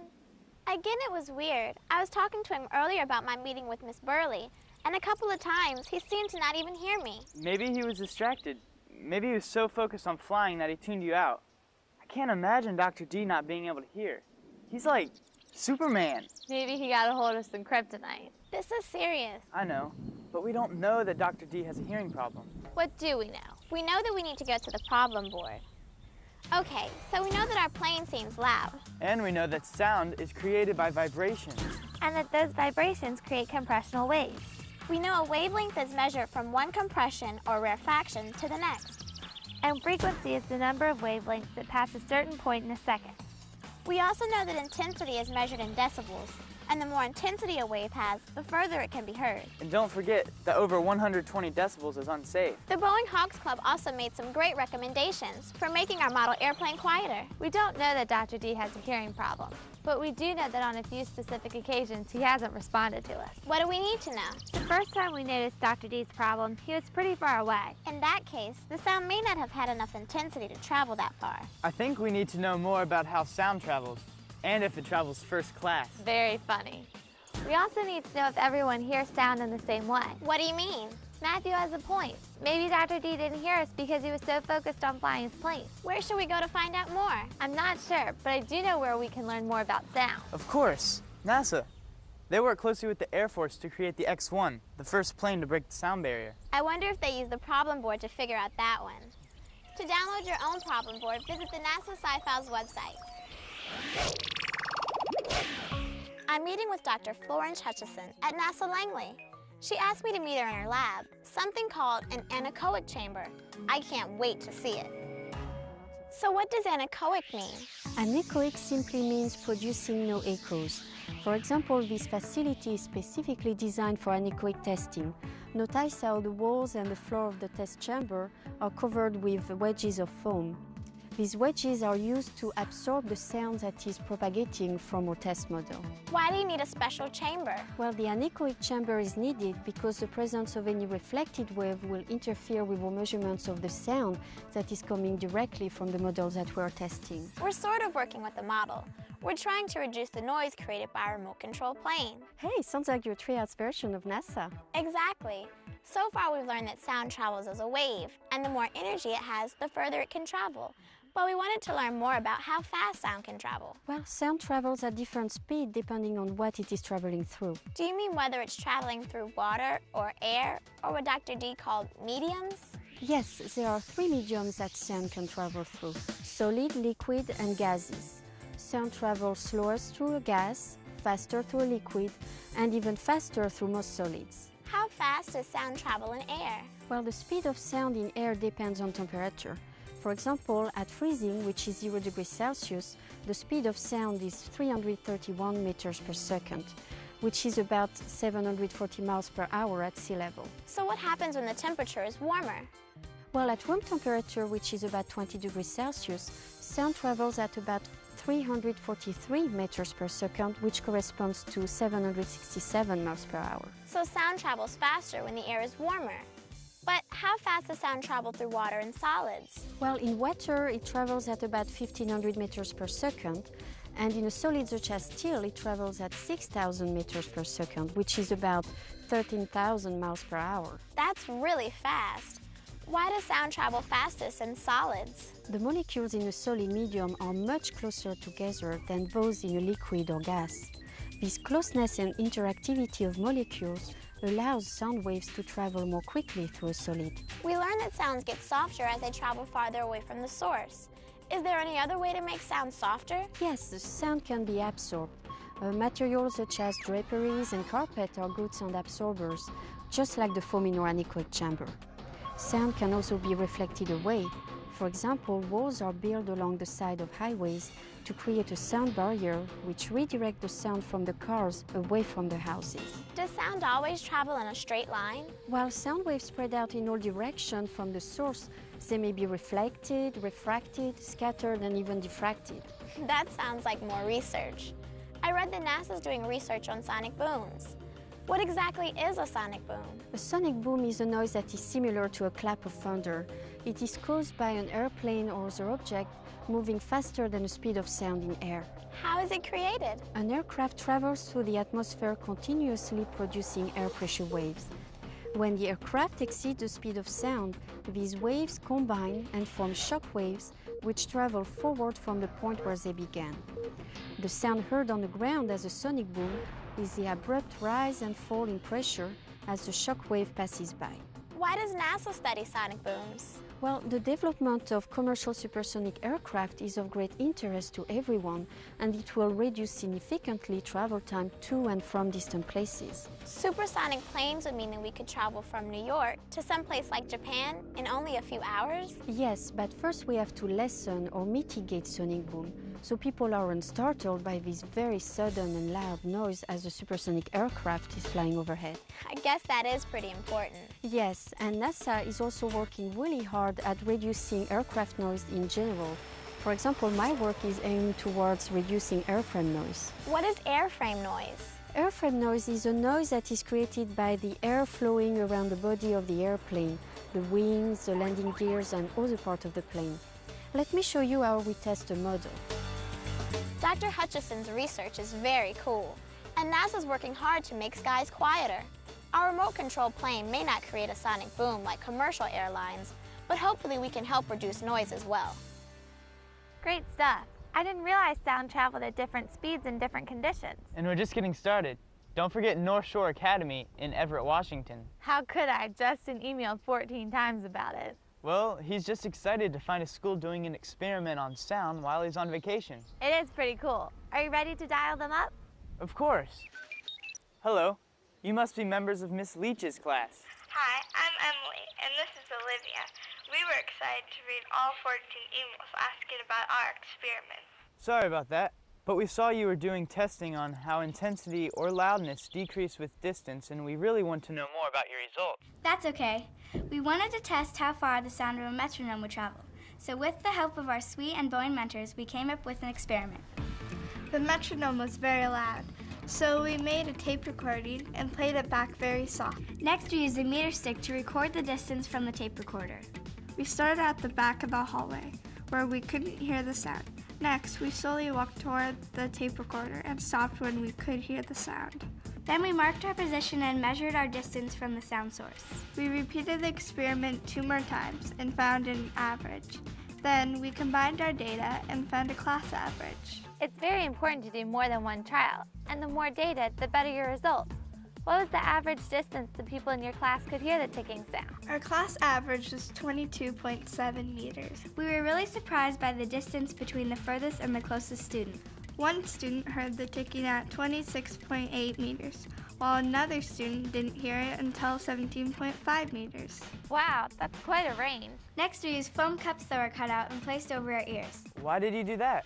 We hypothesized that by placing the foam cups around our ears, it would help us to hear the sound at a greater distance. The cups would help catch the sound waves like the ears of a fox or a wolf.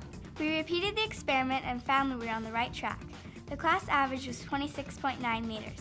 We were able to hear the sound a lot sooner than without the cups. Finally, we wanted to test what would happen if we totally covered our ears with foam cups. What were your results? Everyone had to come in closer before they could hear the sound. Our class average was 17.2 meters, but it wasn't as close as we expected. So our test showed us that sound does decrease over distance, but you can enhance the distance that you hear the sound by using a cone-shaped device to capture more of the sound waves. And we found that covering your ears with foam cups does reduce the sound, but we want to do some more investigation to see if we can find a way to block the sound better. Wow, thanks for the information. I think we might need to do some testing of our own. You're welcome. Good luck with your model airplane. Goodbye from North Shore Academy in Everett, Washington. There's so much more to sound than sound alone. So much is going on. I can't believe our brains can handle all of it. I know. Let's go see Dr. D. I'm sure he'll be interested in our progress. Actually, I need to go get some parts for our plane. But remember, don't say anything about his hearing. He may be a little sensitive about it. Right. I'll call Catherine. We should at least collect some more data to try and identify his hearing problem. I just hope there's nothing to collect.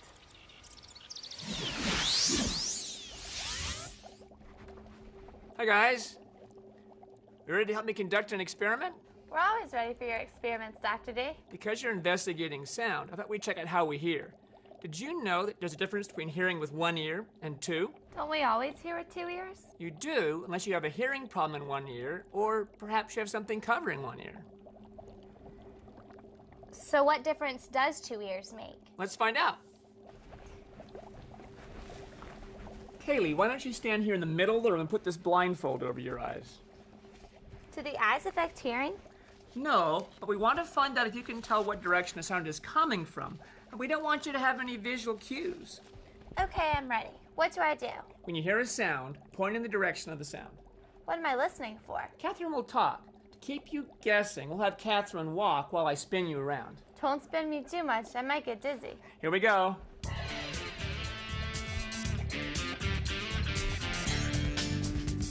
Can you find me? Am I right? Don't want to tell you yet. Keep working at it. Can you find me? You both did a great job. Haley, you were very close each time. Now we're going to put an earplug in one ear and put an earmuff over the same ear and try it again.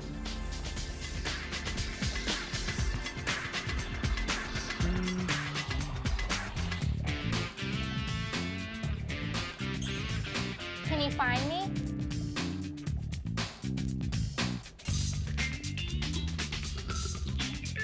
Can you find me?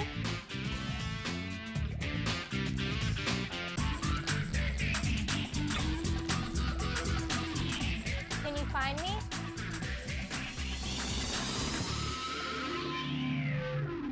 You weren't nearly as close this time. I guess that 2 ears do make a difference. That's right. Unless the sound is right in front or behind you, one ear is closer to the sound than the other. So that means that the sound will hit the closer ear first. And our brain can tell from the differences in arrival time where the sound is coming from? That's right. Also, the closer ear hears the sound a bit louder, which also helps. So as you go on with your research... I know. Be sure to keep both ears open. Thanks, Dr. D.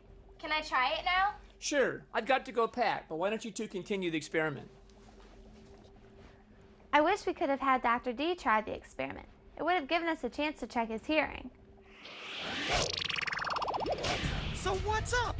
Will the Treehouse detectives discover a way to make their model plane quieter? Is Dr. D losing his hearing? Find out in the next thrilling chapter of The Case of the Deafening Sound. Be sure to look for the answers to the following questions. What does a psychoacoustician study? What is white noise? What factors determine frequency? When you see this icon, the answer is near. I'm here at NASA Langley Research Center to talk with Miss Brenda Sullivan, a psychoacoustician. She studies how sound affects people both psychologically and physically. My mom and I always disagree on what radio station to listen to when we're in the car. I guess we both have very different tastes in music. Why is it that people have such different feelings towards sound? Well, people's reactions to sound are very personal. One person's music is another person's annoyance. That's for sure. Is it because we hear sounds differently? No, it's mostly our response to sound that makes us differ in our opinions. For example, if you heard a loud thump on a plane, you might be worried because you didn't know what made the sound. But the same sound to the pilot is reassuring because it's the landing gear going down. Are some sounds more annoying than others? Yes, alarming sounds, loud sounds, and sounds that mask or cover other sounds. They're more annoying. And unsteady sounds tend to be more worrying than steady ones. What do you mean by an unsteady sound? Some practical examples are fire alarms and sirens. Other examples will be an engine sound that keeps changing rather than having a steady drone, or the whop-whop of helicopter blades. And loud is worse than soft, and high and very low frequencies are worse than middle frequencies. What kind of sounds are more soothing or relaxing to listen to? White noise, which is steady noise with no obvious features, such as the noise of an air conditioner quietly running constantly in a room. And waves breaking on the beach or a running river can be soothing. I know that I don't like to be in a quiet room. I have to have noise or I go nuts. Yes, quite a lot of people have that feeling. In fact, some people think it's a good idea to have noise in waiting rooms and on airplanes where it will cover the effects of other people's conversations. But other people like peace and quiet. Are there any effects on the human body from sound? Yes, they're called physiological effects. Physiological? What is physiology? Physiology is the branch of biology that deals with the internal workings of living things rather than their shape and structure. For example, if you were out in the forest and heard a bear growl, the sound would cause you to have an adrenaline rush, which would help you to run very fast. We call it a fight or flight response.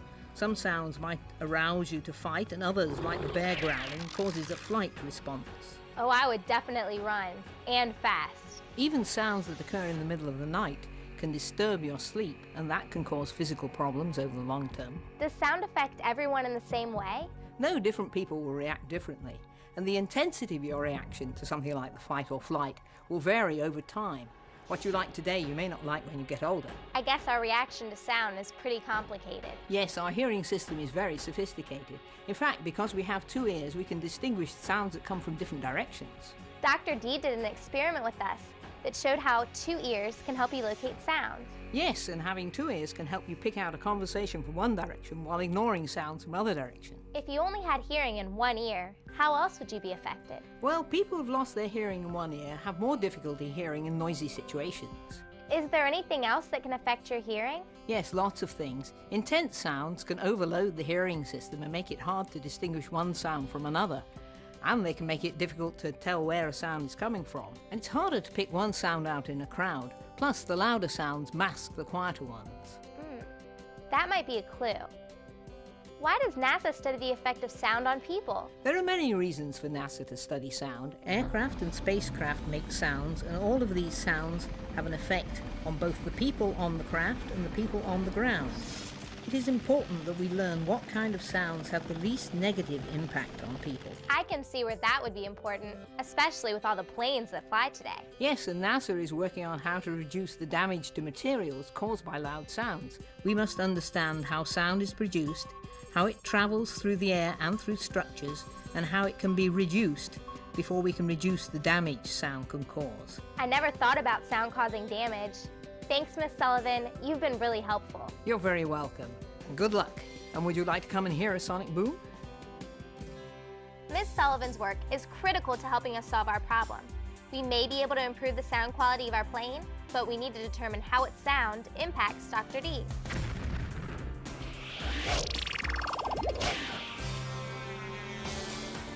Our latest problem board revealed a lot. First, we know that many planes are loud, and we know how sound is created and how it travels. We need to know how loud our plane was and how we actually hear. While Catherine tracks down an audiologist, we decided to measure how loud our plane was when Dr. D didn't appear to hear us. If we don't solve the problem, how are we going to safely fly with Dr. D? Dr. D! Dr. D!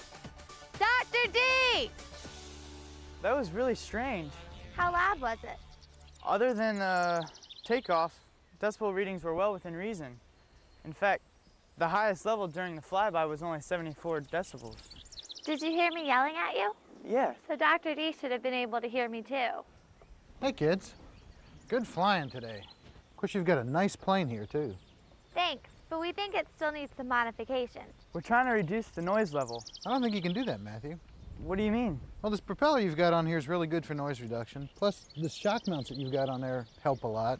And this muffler is really good for sound reduction. I don't think there's anything on the market that's any better.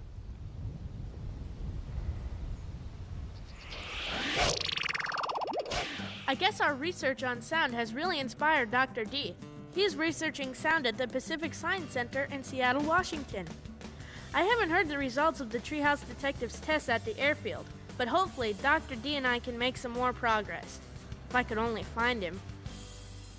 Hi, Justin. Oh, hi, Dr. D. That's a really big guitar. It sure is. Here, stand inside while I pluck one of the strings.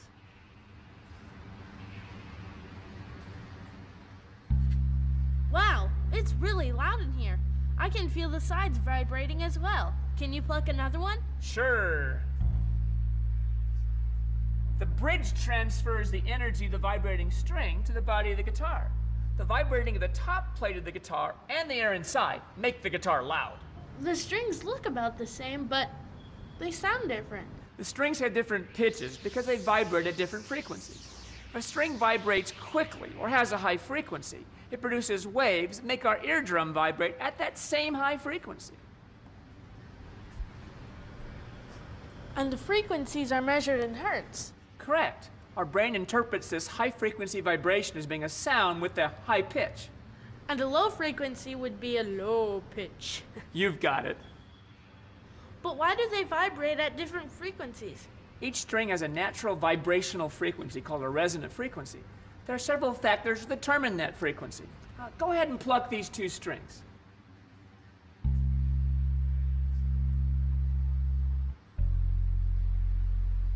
The string with the lower pitch doesn't feel as tight as the string with the higher pitch. Very good. Tension, or the tightness in the string, is an important factor. If I make this string tighter by turning this bolt, listen to what happens.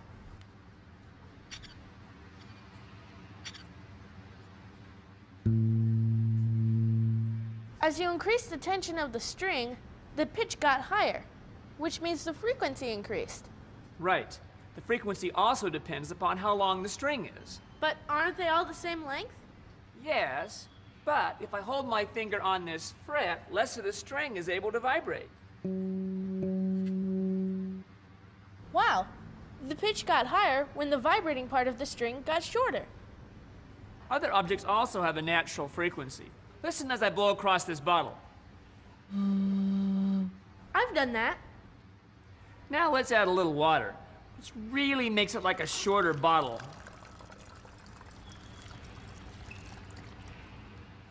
The pitch got higher. It's just like the string. The shorter the bottle got, the higher the pitch. Yes! Waves can affect each other. Here, I'll send one wave down the spring.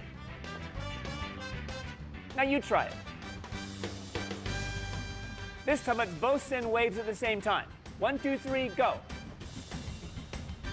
When the waves passed each other, the wave got bigger. Good observation. This time I'll send a wave on the opposite side from yours. 1, 2, 3, go. There was almost no motion when the waves were passing each other. It's almost like they canceled each other out. Sound waves from different sources can sometimes also cancel each other, just like the waves in this spring. It's called active noise control, and NASA's investigating this technology. My friend has some noise-canceling headphones. Is that the same thing? Yes, it is. I think I have a pair in my car. I brought them on this trip to use on the airplane. I'll go get them to show you. Great, the Treehouse detectives are online. How are you guys doing? Have you finished your experiment? Yes, and we need your help. What can I do? Are you with Dr. D? Yes, we're at the Pacific Science Center, but he just went to his car to get something. Our plane is already as quiet as commercially possible. Our test results show that Dr. D should have heard us. Matthew's going to meet with the hearing specialist later, but we need you to tell us if you notice any problems with his hearing. I might be able to do one step better than that. I'll report to you guys later. Check these out. A lot of background noise just disappeared. A microphone in the headset picks up the background sound and produces a sound that cancels it, just like the two waves in our spring canceled. These might work great at the airfield. But there's one more exhibit I'd like you to try. It says I'm supposed to listen to one sound and then try to match it with another. I'll plug in my headphones so I can block out the background sound.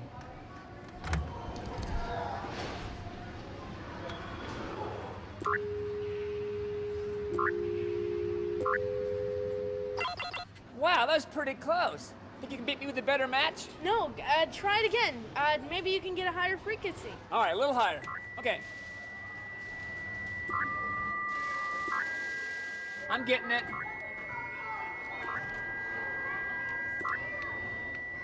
Got it! So what's up? Does Dr. D have a real hearing problem? Will the Treehouse detectives learn how to communicate more effectively? Find out in the exciting conclusion of the NASA Sci-Files, The Case of the Deafening Sound. Be sure to look for the answers to the following questions. How is high frequency measured? How does sonar work? What frequency range can humans hear? When you see this icon, the answer is near. Dr. Brenda Henderson has agreed to meet with me to talk about some of the other uses of sound. Sounds like really cool stuff, no pun intended. Hopefully the other Treehouse detectives can also discover what kind of hearing problem Dr. D has, if he has one at all. There are many technologies that use high-frequency sound. We learned that high frequency is when a lot of sound waves pass a certain point in 1 second.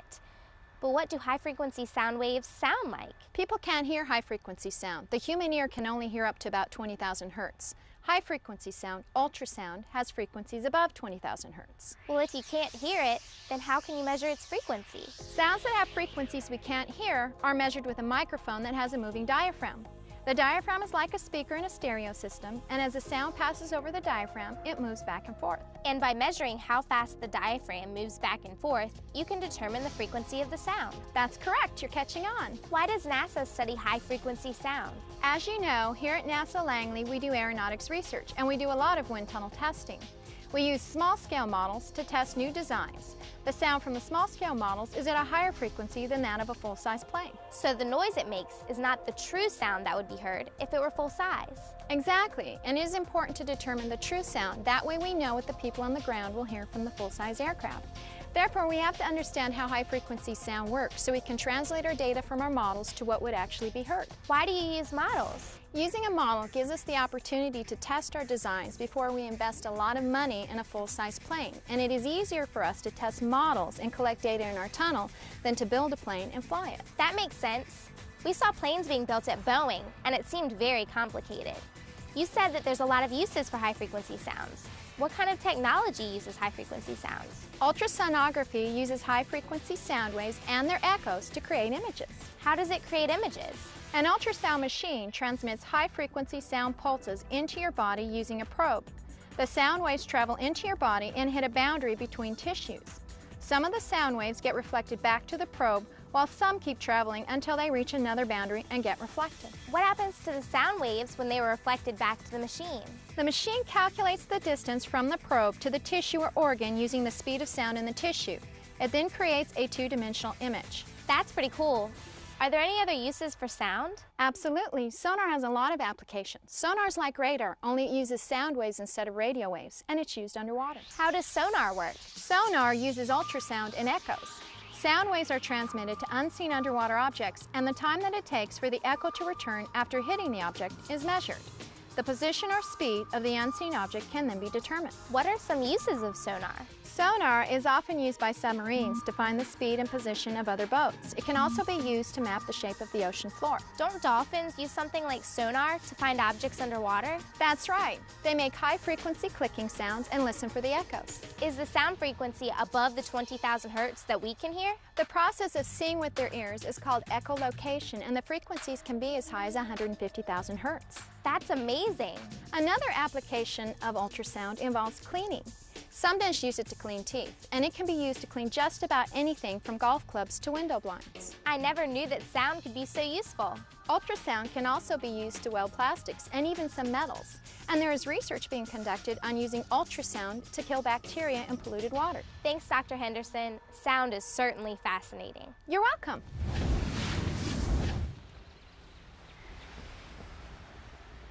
I don't get it. It's definitely a mystery. Dr. D, on more than one occasion, either hasn't heard us or has ignored us. We've covertly tested his hearing, and he seems fine. Dr. D doesn't have a reason to ignore us.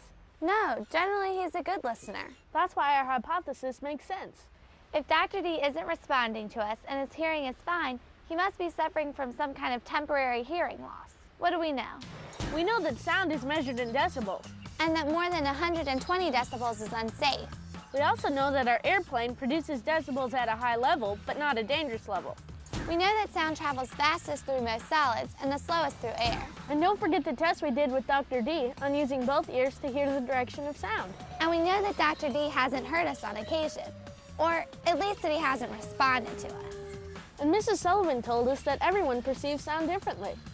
Sounds like you have a communication problem. Hi, I'm Mr. Yorty, and I'm the zoological manager here at Busch Gardens, Williamsburg. Maybe I can help.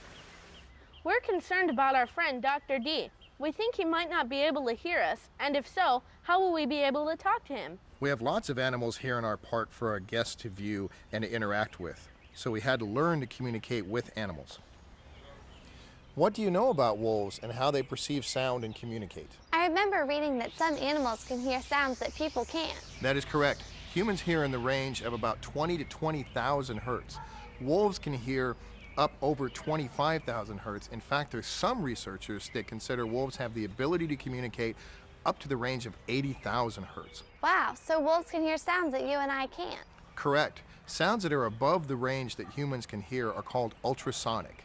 Maybe Dr. D is having a problem hearing sounds in the audible range or sounds that most people can hear. That's a thought. Whatever the problem, we need to come up with new ways to communicate with Dr. D. Well, you could combine what you say with hand gestures. When our trainers work with these wolves here, we have to use hand gestures and a vocal command to communicate with them. What kinds of commands and hand gestures? When we want Kashmir to howl, we say the word howl and twist our right hand at the same time. That way, Kashmir understands what we are asking. What do you do to get her to stop? We actually say okay to end the behavior, and then we give treats or attention to let them know that we like the behavior. We might need to come up with some hand signals to use with Dr. D when we fly our plane. Good idea, Justin. How do wolves communicate with their trainers and each other? Wolves can communicate using sound and body language. Each wolf has a distinctive voice and can individually be told apart. Wolves use a number of vocalizations that range from a howl to a bark to a whine. Each type means something different depending on how it is combined with body posture and the situation. I know how people use body language, but how do wolves use it? Body language is very important in wolf societies. In a wolf pack, there is always a dominant male, the alpha. Another male, a beta, will crawl to and lay down in front of the alpha to show that he is submitting to his authority. There is also baring of the teeth that shows a wolf's dominance. I think baring my teeth would get Dr. D's attention. Looking at their ears, you would think that they could hear over long distances. Is that true? A wolf's sense of hearing is only second to his sense of smell. A wolf can hear up to 10 kilometers away in the forest and up to 16 kilometers away in the open tundra. So wolves can not only hear higher frequencies, but they can also hear longer distances. And they can communicate with gestures as well as sound. So is there anything that can prevent a wolf from communicating with trainers or other wolves? Distractions of any kind can adjust how a wolf responds. New sounds, new people, anything they haven't been introduced to can really adjust the way they communicate with each other or with the trainers.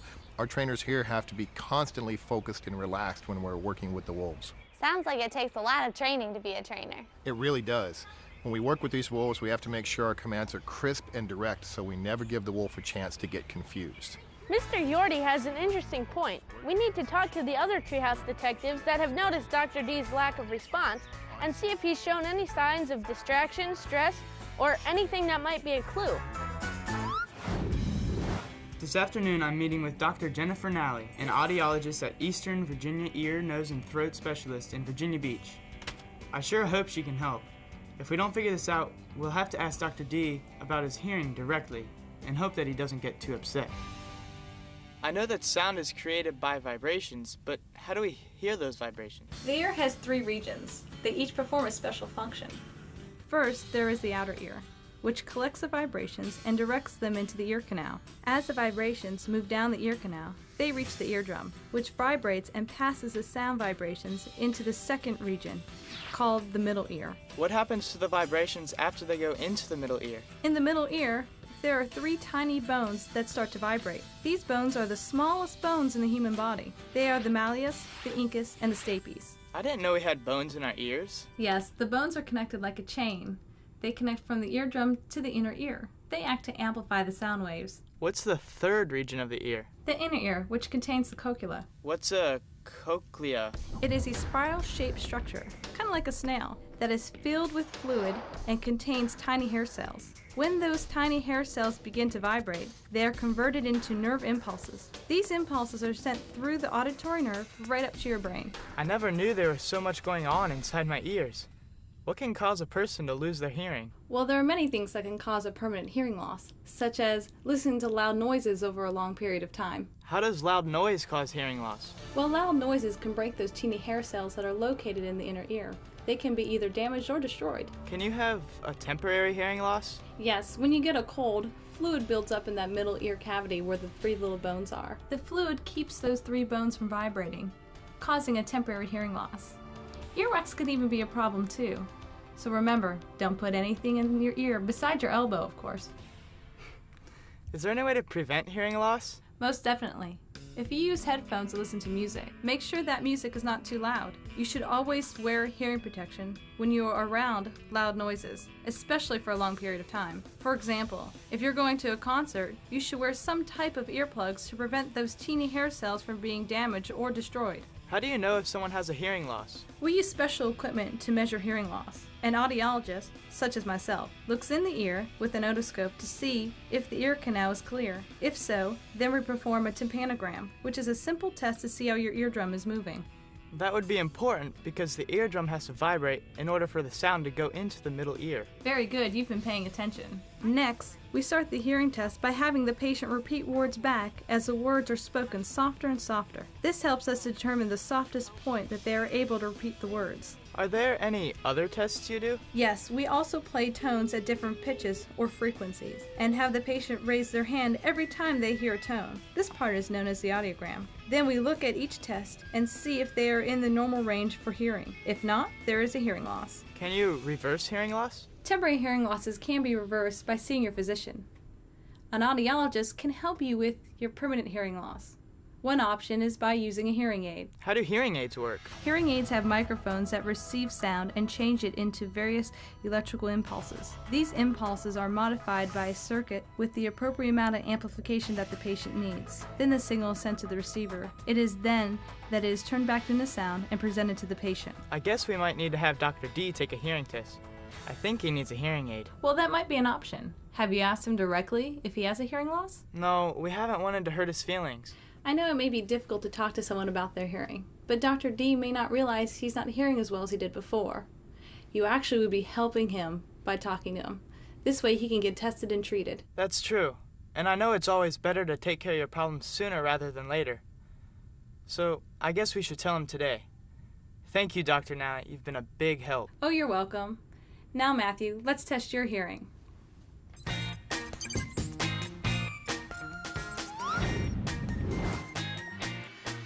Hi, Dr. D.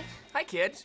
Have you solved your problem yet? Well, we learned a lot about sound. That's right. We learned that sound is created by vibration, and that it's a compressional wave, and that it travels through a material medium.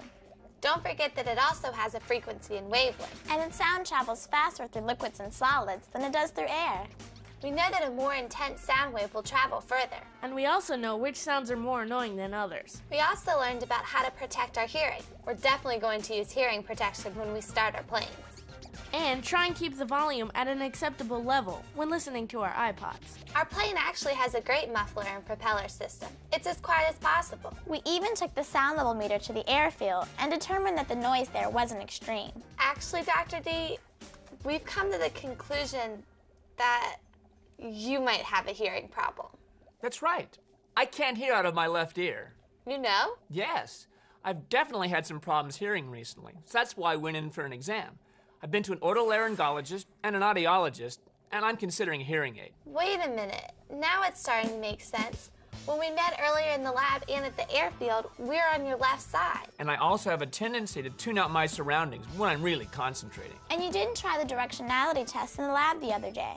Good thing. I wouldn't have done very well. And at the Science Museum, you used your good ear to do the pitch match. That really confused us. It sounds like you've been working just as hard on this mystery as you have on your airplane problem. Oh, believe me, Dr. G, you've been a real challenge. If we're going to be completely safe when flying, you should probably stand with your good ear facing us. I'm sure it would help. And to make communication easier, we should probably consider some quieter activities. Actually, Matthew has it taken care of. Really? What does he have in mind? It doesn't get much quieter than this glider.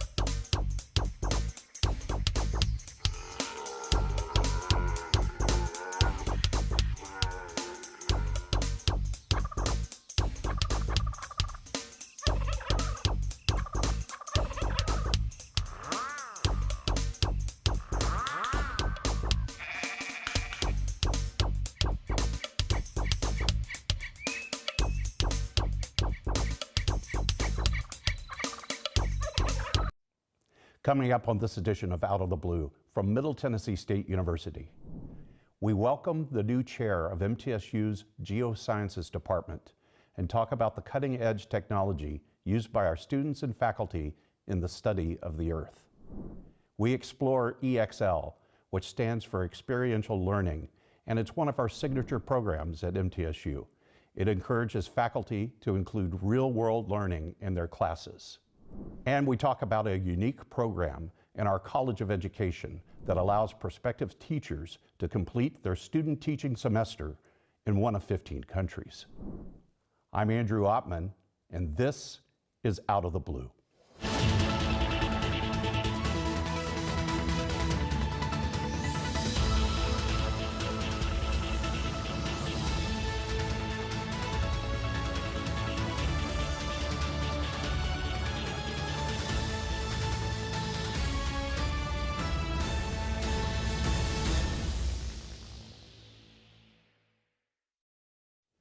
Welcome to Out of the Blue.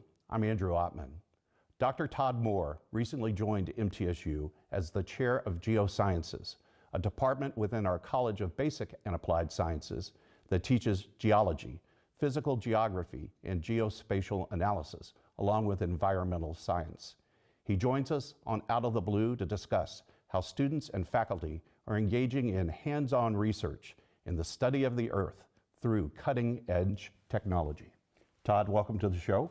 Thank you for having me, Andrew. And welcome to MTSU, relatively new on campus, correct? Very correct. I got here last fall. Well, welcome. We're glad to have you here. Let's talk about the Department of Geosciences. For our viewers and listeners, tell us exactly what does geosciences mean at MTSU? Okay, geosciences, if we break the word down, geo meaning earth, sciences, it's the science of Earth. Here at MTSU, though, we have three primary specialization areas. We specialize in environmental science. The environmental science program introduces students to all of our key resource areas.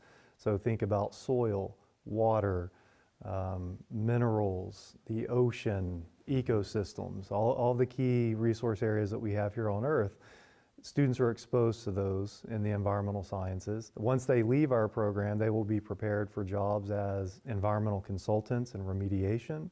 They can work even in the social aspects with environmental policy, or even some of the other social dimensions of environmental science and environmental problems that we have nowadays. On top of environmental science, we also have geology.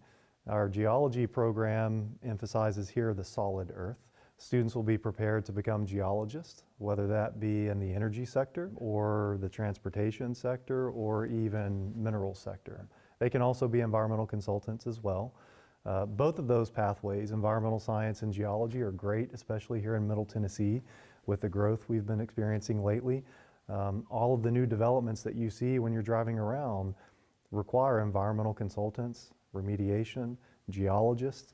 And then our third primary area is called geospatial science.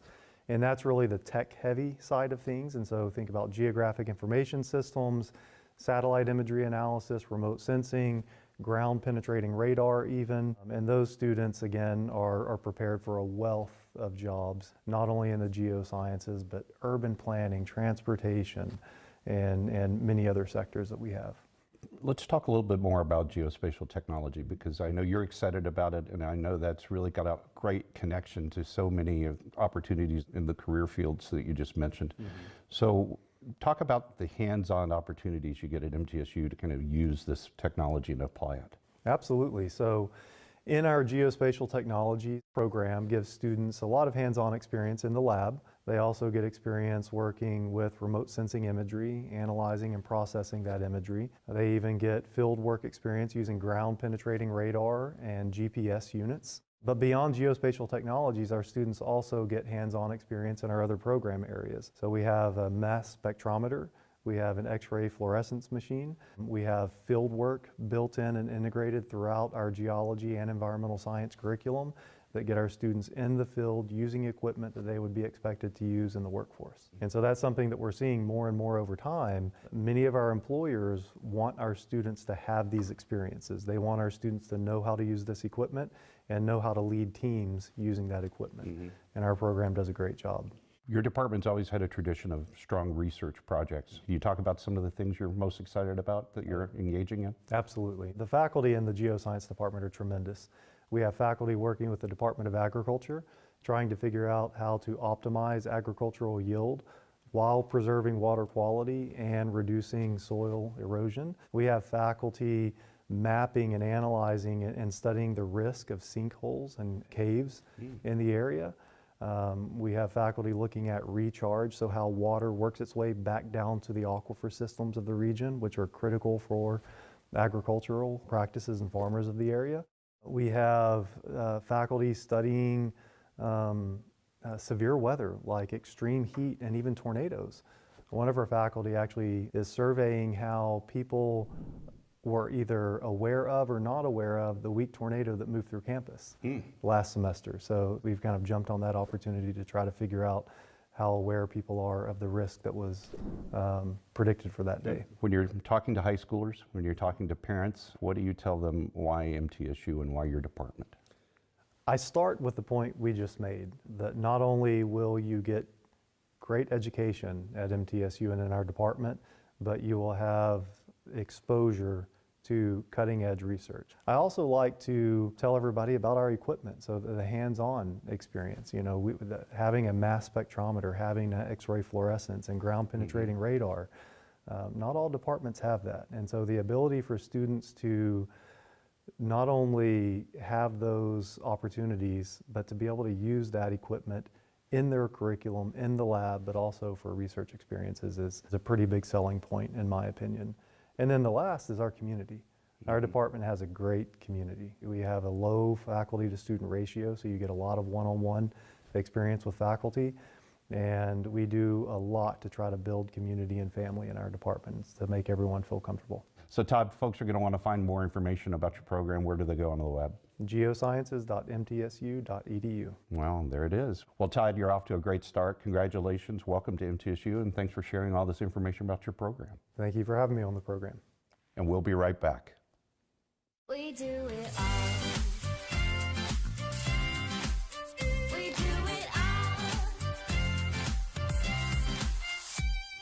Hundreds of majors, an amazing campus, faculty mentors.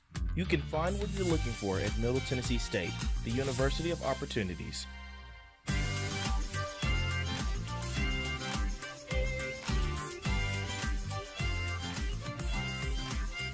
We do it all. And that's how electricity flows. Hey, Mom! Don't break it, don't break it. It's just one thing. Thank you.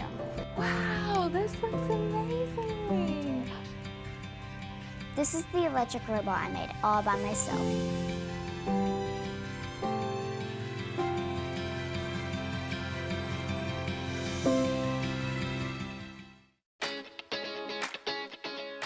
I help people. I create music. I shape the future. I am an entrepreneur. I inspire people with more than words. I ride forward. The sky is not my limit. Find your blue at MTSU. The Jennings A. Jones College of Business at Middle Tennessee State University is the #1 producer of business talent in the greater Nashville area.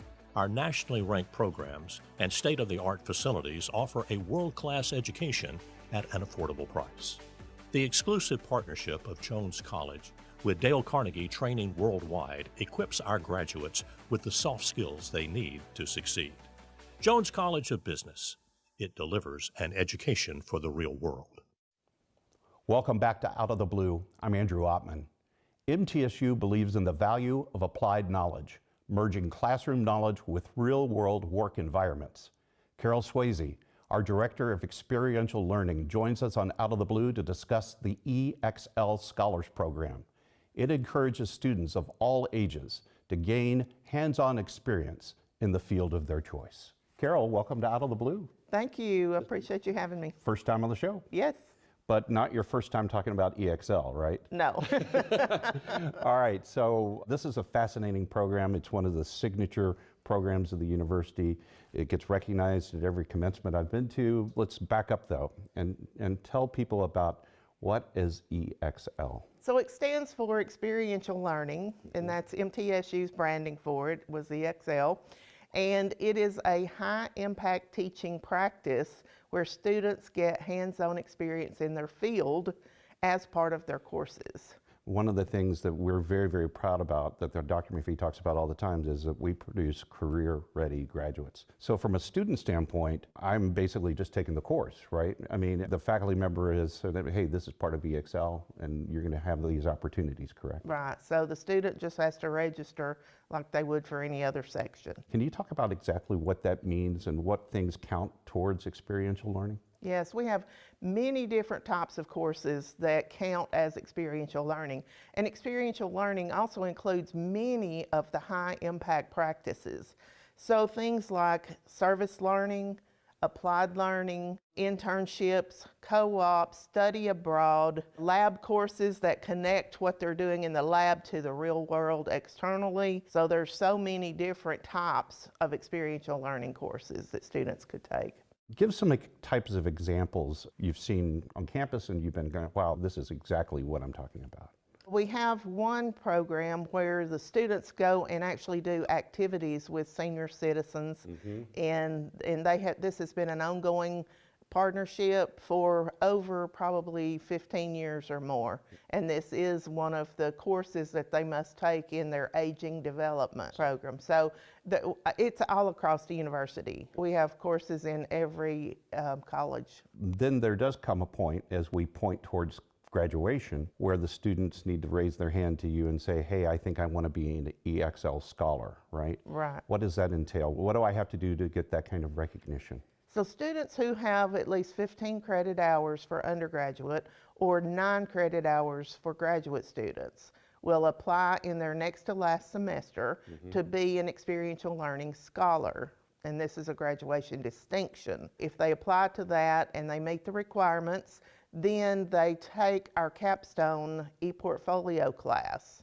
And then in that class, they build their ePortfolio, which then they can use the link putting on their resume, or they use what they've learned from doing the ePortfolio for interviewing. And we found that many of our students get job offers as part of this. Some of them already have jobs based on their ePortfolios once they leave the university. This is an academic program. You study the results, right? And you've seen some real success come from this. Can you talk about what you've seen over the years? Yes, we have found that students who take 3 or more credit hours graduate at 6 times the rate of students who do not take the Experiential Learning Scholars Program. Wow. And students who take 15 or more credit hours graduate in the high 90 percentile, and that's across every group of students. That's incredible. The ePortfolio, is it a PowerPoint? Is it a video? What shapes and forms do those take? The ePortfolio itself has a platform. Okay. So it's an ePortfolio platform. In that platform, they can use video, audio, Word documents, PowerPoints, any kind of medium that they want to use within that ePortfolio. And then when it's all compiled, they have a link that they can give out. And taking that class teaches me how to build that portfolio, right? Yes. And I assume there's a period of self-reflection in that class, right? Every experiential learning course has reflection built into it. That's part of what is required. So being able to critically analyze what they learned and do reflection over that, what did I do, what did I learn, what would I do differently next time if I have this to do over again, that's always part of an EXL course. We have so little time to talk about this program, so many opportunities. You've got to find out more. Where do I go on the web to learn about EXL? Okay, so it's mtsu.edu/EXL. And I'll find all the answers there. You should, or call me. Yeah, call you.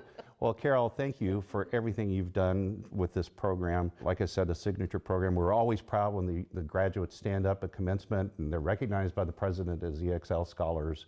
and it's a very meaningful opportunity for them, and great work by you. Thank you. Thank you. And we didn't mention What? We didn't mention what the students get as a result. So they get cords for graduation, they get a certificate for framing, they get a notation on their transcript, a digital badge. Wow. And graduate students also get a medallion. Well, you got to do this, right? Well, that's awesome. Thanks for everything you do. Thank you. Thanks for having me. And we'll be right back.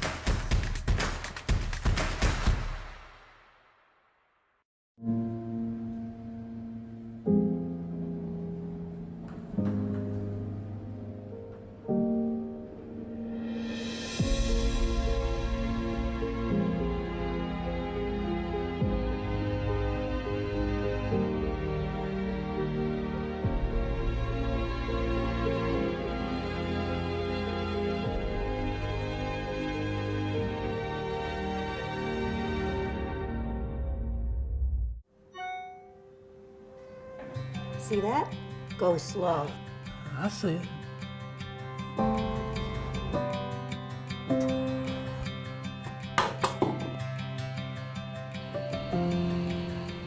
Hello. Hello. You are looking good today. Well, thank you. I think it's time we take this off, don't you think? Absolutely.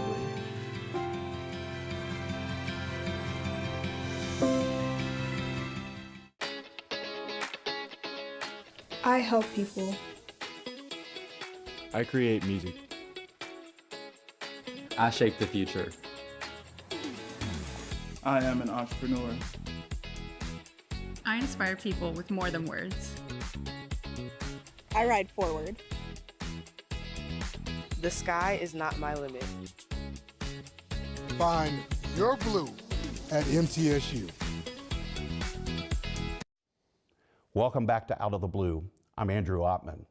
You may know that prospective teachers must complete a residency requirement where they go to schools and work as a teacher in training before they graduate.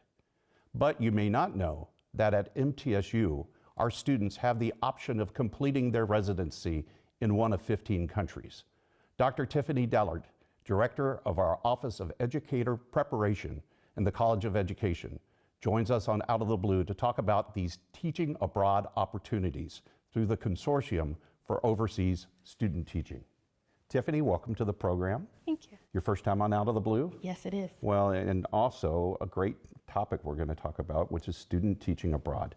And we've talked a little bit off camera about all the advantages, and we're going to get into that real fast. But give us the quick elevator pitch. Why is this such an important resource for someone to get great experience and have an opportunity of a lifetime? So for our traditional student teaching students, it's a great opportunity to get some additional teaching experience out in the world in another type of school system and really build their resume to come back to Tennessee and be able to talk with principals or other hiring districts about the great things that they've learned and the unique things that they can bring to their students in the classroom based on what they've learned from great teachers in other countries. And what makes this so incredible and why I'm just so excited about this is that I have to do that final, I need a residency, right? If I'm going to be an educator through any of our programs, I need that classroom time. I could have this classroom time in a lot of different countries, right? How many countries are we talking about here that's possible? So I believe there are about 15 different countries, but within those countries, there are a number of cities with different sites that our students can attend to. So for example, in Germany, there are 3 different cities that our students could potentially complete their teach abroad experience. Wow. So What's my first step? How do I begin this process? I come find you, right? Yeah, that's the start of it. So at MTSU, our students complete in their final year usually what we call Residency 1, which is a pre-residency experience where they're out in schools here in our local community, and then Residency 2, which is that culminating experience where they're in schools 5 days a week with a master teacher and a supportive supervisor from the university. And so this takes place in that semester. So typically about a semester before, our students will have to submit an application. For students attending in the fall, we will have to submit the application by March. For students submitting in the spring, we have to submit their application by September. So I always say it's never too early to get in touch with me, but definitely at least a semester before you would want to have this experience. And I would imagine earlier is better because, you know, there's a lot of moving parts here, but they're not going to have to find the process of applying to that school. You'll help them go through this organization called COST, right? What is that organization? So COST is the Consortium for Overseas Student Teaching. It is a consortium of about 18 United States-based universities that's been around since 1975 or so, of which MTSU is a founding member. And they coordinate these experiences of U.S. students having these teach abroad experiences. And so I walk them through an application process that goes to COST. They handle all of the administrative kind of communication between our side and the site or receiving sites in other countries and make it all come together. But it does start with an application on our end, and I help walk our students through that from beginning to end.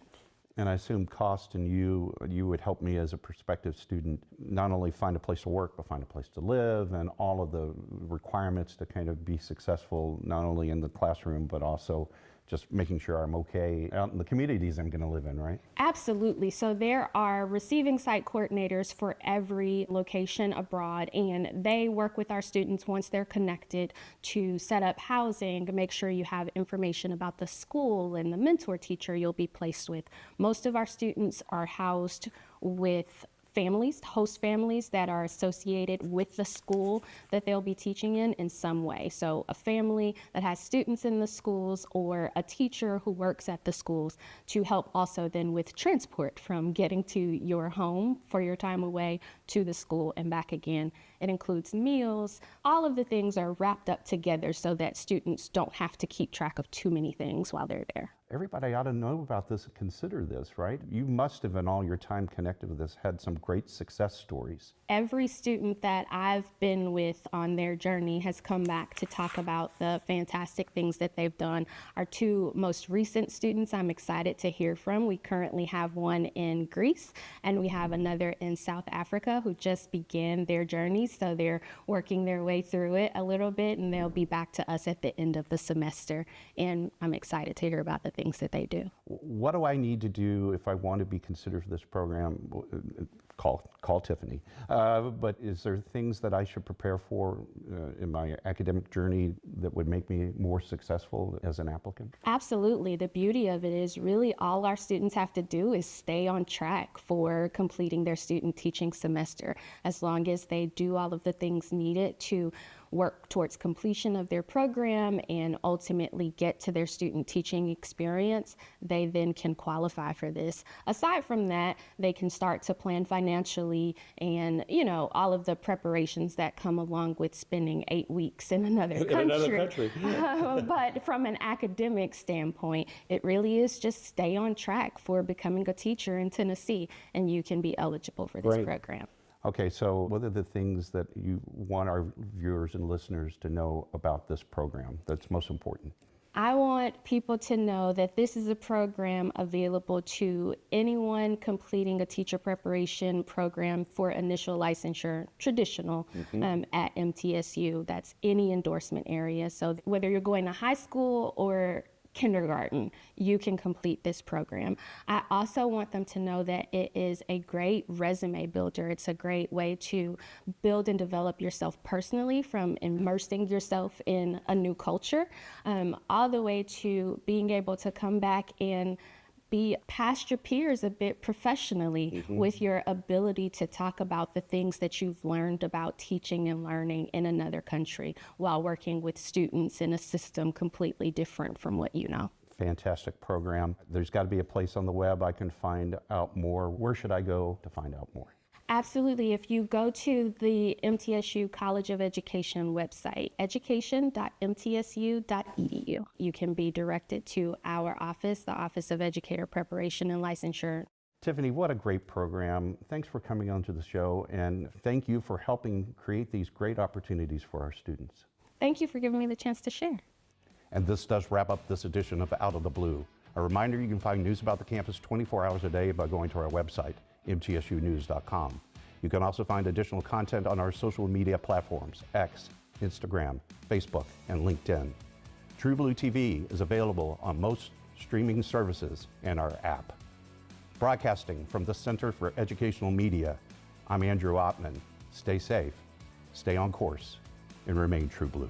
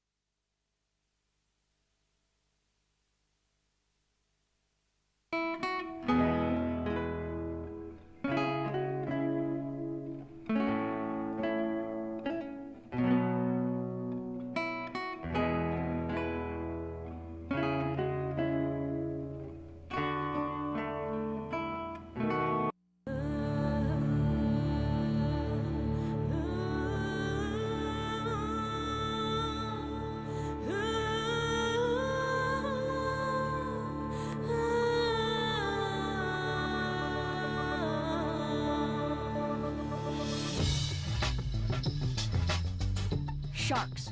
What do you think of when you hear the word sharks? Does your heart beat a little faster? Does thinking of sharks make you a little nervous to go swimming in the ocean? Well, if it does, you're certainly not alone. Many people think sharks are aggressive, terrifying beasts that stalk the oceans. But are they really menacing hunters that attack humans at will? Or are they one of nature's misunderstood predators that has an important role in the balance of biodiversity on the planet? It will be easier to decide if sharks are friends or foes after you look at life from the shark's perspective in this edition of Saving a Species. The Shark Story. Hi, I'm Julie Scardina, SeaWorld and Busch Gardens Animal Ambassador. And I'll admit, at first glance, sharks can be pretty intimidating looking creatures. That's probably part of the reason they get such a bad rap from us humans. But there's a lot more to sharks than just their menacing look.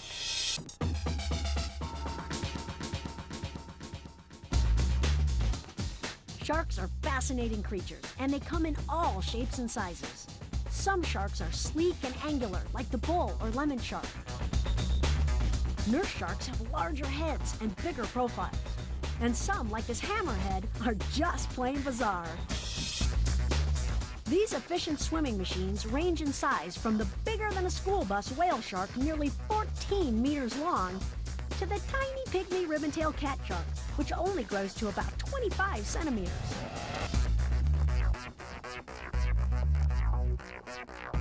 Some sharks are flesh-eating ocean predators, but other sharks eat nothing but plankton.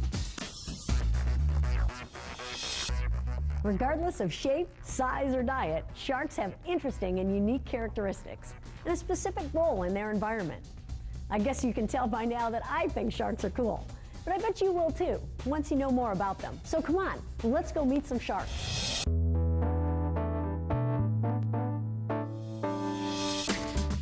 This is Sharks Deep Dive at SeaWorld Orlando, and it's a great way to start learning about sharks by observing them up close in their environment.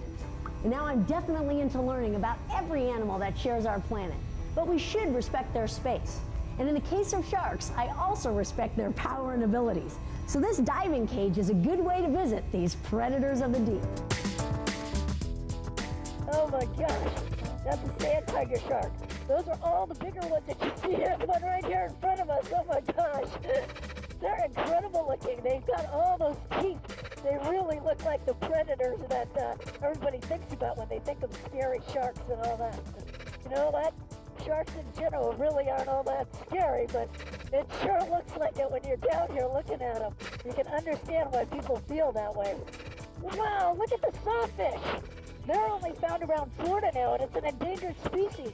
They used to be found all the way up to Rhode Island, and then down all the way through Central and into South America, down as far as Brazil, but now they don't find them anymore.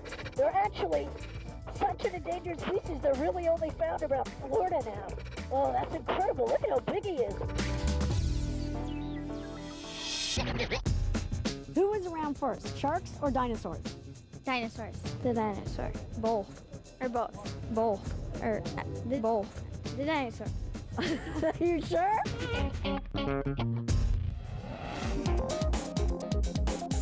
Well, sharks are one of the oldest species on Earth, with scientists estimating that ancestors of today's sharks inhabited the oceans between 350 and 400 million years ago. That's millions of years before dinosaurs and other backbone animals roamed the Earth. The most spectacular ancient shark was probably the megalodon, a huge shark with teeth the size of a human hand. This one was probably a flesh eater. And at an estimated 40 to 55 feet long, that's 3 or 4 SUVs end to end, the megalodon was likely the top predator of its time. By 100 million years ago, about the time dinosaurs were around, sharks looked pretty much like they do today. And unlike other animals, they really haven't changed much in the last million years or so. That's probably because they're highly suited to their environment, which brings us to our next question. Where do sharks live? In saltwater, freshwater, warm water, or cold? They live in salt water and both in warm and cold water. You sure? Yes, salt water and warm and cold. Positive? You want to change it? No. Sharks can actually be found just about everywhere in all types of waters, from shallow coastal habitats and tropical lagoons to deep water open oceans and polar seas. They can live in saltwater and brackish water, and some even live in freshwater lakes and rivers. Now, knowing that, here's another question. Is a shark a fish, a mammal, or a reptile? A fish. A fish? You got that one right on. All right.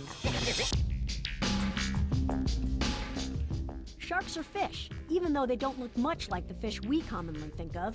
But like all fish, most sharks are cold-blooded or ectothermic, which means their body temperature is controlled by their environment. They also have a skeleton and fins, live in the water, and breathe with gills. But that's where the similarities stop. 96% of the fish that exist today, and there are nearly 24,000 different species, are classified as bony fishes because their skeletons are made of bones, like ours. But the 350 or so species of sharks are in a much smaller class of fish, called chondrichthyes or cartilaginous fishes, because their skeletons are made of cartilage, not bone. Grab your nose or your earlobe. That's cartilage. Doesn't seem much like skeleton material, does it?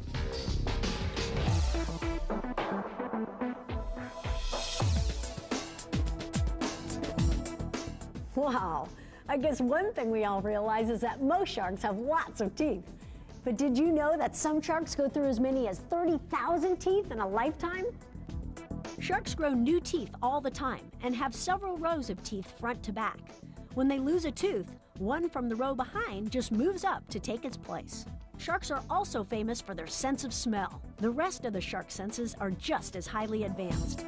For example, their eyes are perfect for seeing in dim light and are particularly sensitive to moving objects. And even though sharks don't have an outer ear, their inner ear is so advanced it can detect sound, acceleration, and gravity. Plus, sharks have two other internal systems that help them find their prey. One is called the lateral line, which are fluid-filled canals in the shark's body that sense low-frequency vibrations. The other is called the ampullae of Lorenzini, and these are tiny sensory pores that run along a shark's head and can detect faint electrical signals generated by a prey animal. Delicious. I wonder if sharks think that. You know, the only sense scientists don't know much about is the shark's sense of taste. But they do know what most sharks eat, and it's not what many people think. Sharks eat lots of things, but the big question often is, do sharks target humans as food? This is definitely a question for a true expert like Ralph Collier, researcher and author of Shark Attacks of the 20th Century. You've written the book on shark attacks, so it encompassed all the last century. How many shark attacks have there been in the last century? In my book, Shark Attacks of the 20th Century, I described all of the authenticated attacks from 1900 to 1999. And we had a total of 108 shark attacks. Of the, yes, a total of 108. Of that, only 8 were fatal. Now, what's of more interest to me is that in one single year, just in the city of San Francisco, in 1998, there were 596 people that were bitten by dogs. Yeah. And there were so only in one city, in 1 year. There were almost more than 5 times as many attacks by dogs on people as there were attacks by sharks on people for an entire century. So Ralph, do sharks actually really purposely attack humans? No. Very few attacks, specifically by white sharks, very few are the result of what is commonly referred to as mistaken identity, which is really a misnomer. If a shark comes in on a prey to bite it, that's a predatory attack. And very few of those take place between sharks as far as being directed at people. I love the water. I like going out in the ocean. Are there things that I can do to help protect myself, you know, from getting an attack, you know, from being one of those small statistical Yes, numbers? there is. White shark attacks, more than 60% of the attacks occurred at what I refer to as a recurring location. In other words, an attack had occurred at this same place prior. And so we have multiple attacks. If you're in the water and you see the natural prey, natural animals, suddenly do something unusual, well, there's a reason for that. Fish sense when a predator's on the prowl. They leave the area. So there are lots of cues. What do sharks eat? They eat fish. Meat. Like cows? Basically all meat in the water. Some sharks eat stingrays, and other sharks eat other fish and other sharks. We've got a shark expert here on our hands.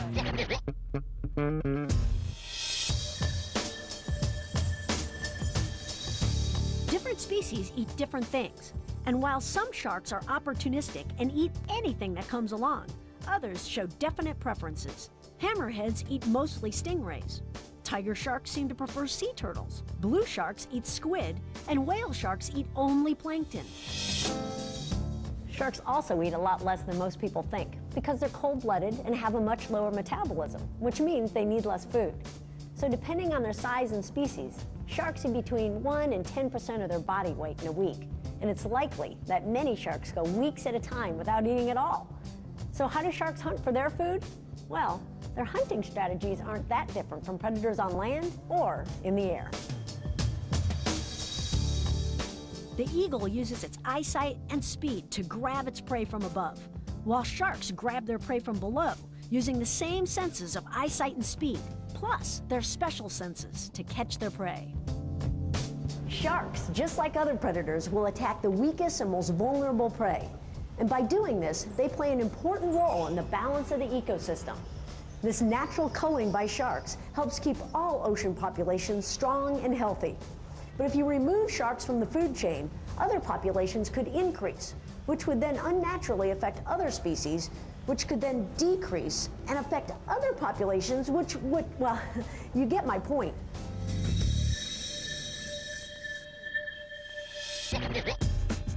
Do sharks lay eggs, or do they give birth to live young? They lay eggs. They give birth to babies live. They lay eggs. We tricked them by my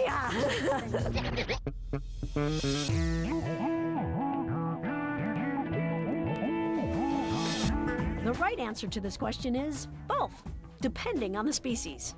Shark eggs are all fertilized within the mother, but then there are 3 very different types of embryonic development with 3 very long names. Oviparous means egg birth. In oviparous sharks, the embryos are protected by egg cases that the female deposits into the water and hatch later on their own.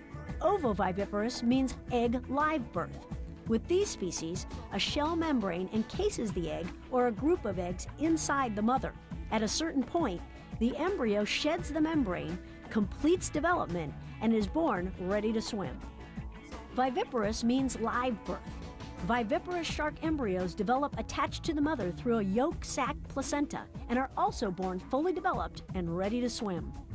Gestation varies among the different species and can range from a few months to as long as 2 years from conception to birth. Also, sharks mature and reproduce slower than other species and don't produce large numbers of offspring like bony fishes do. Add that to long gestation periods, and it's easy to see how shark populations are difficult to sustain if outside forces began to adversely affect them, which they are. Already, the great white shark, the whale shark, and the basking shark are at risk of becoming extinct. And more than 75 species are considered vulnerable because their numbers are rapidly dwindling. Now, I know it may be hard for you to be concerned that there are fewer sharks, but if we look at the big picture, every species is important to the health and biodiversity of our planet. Any time a species is removed from its place in the overall scheme, it adversely affects the whole system. Sharks, like this white-spotted bamboo shark, are no exception.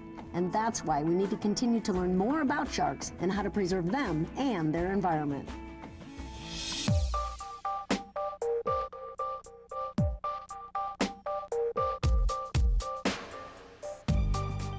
Every conservationist's goal is to preserve and protect wildlife and wild places. And that's why it's so important to learn everything we can. One of the best ways to reach that goal is research. Good, solid research that tells us more about individual species and their habitat requirements.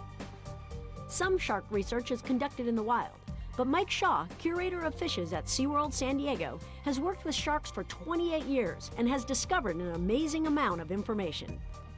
Shark populations are under pressure in many areas of the world, and therefore the more that we can learn about sharks in aquaria, the more we can apply that knowledge to helping shark populations.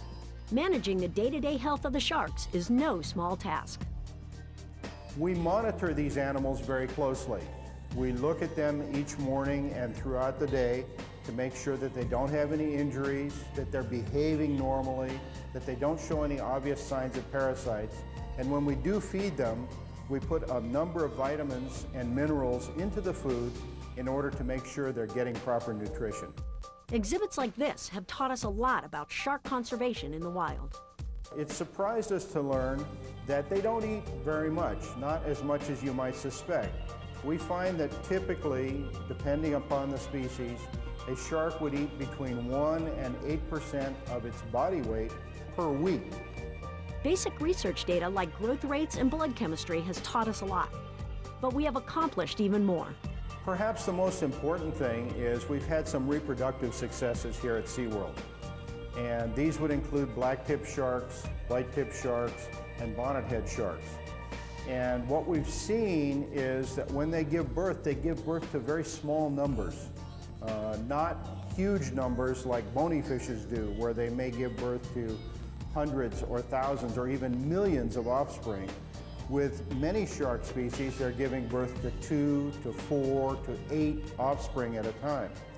This means that populations take a long time to build up because they're only giving birth to small numbers when they do so.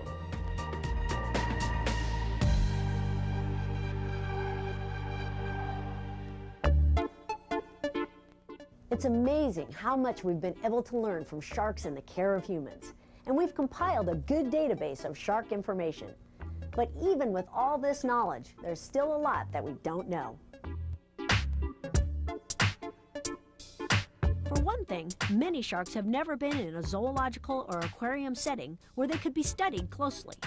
So most of what we know about some species of sharks come from studies in the field by dedicated scientists. Scientists like Brent Stewart of the Hubs SeaWorld Research Institute. We're studying the whale shark, which is the largest fish in the world's oceans. We really don't know much about whale sharks. That's one of the great things about studying them, is everything you learn is brand new. In a study like this, specific information can be gathered. The primary thing we're really trying to learn is where the sharks are. What are the habitats in the world's oceans that are important to the sharks and where they range? So that's geographical habitats, distribution, but also the vertical habitats. What areas in the water column do they use to make a living? And we thought that they were probably near-surface animals because they're filter feeders. But we've learned, in fact, that they're pretty deep animals sometimes. They go beyond 1,000 meters and they spend a lot of time there. So what we've learned has just created a lot more amazing questions about them. All that's learned from this study can really benefit the whale shark. Whale sharks are not often seen. They're seen in occasional these wonderful places like Ningaloo Reef, around Thailand, the Sea of Cortez, and in between we really don't know where they are. They are hunted in some places, and they're part of the shark fin market for soup. So there is some unregulated taking, and we're hoping that this will feed into that and try to help manage those areas that are either regulated taking, which is pretty limited now, or help increase some attention to those areas where there's unregulated killing.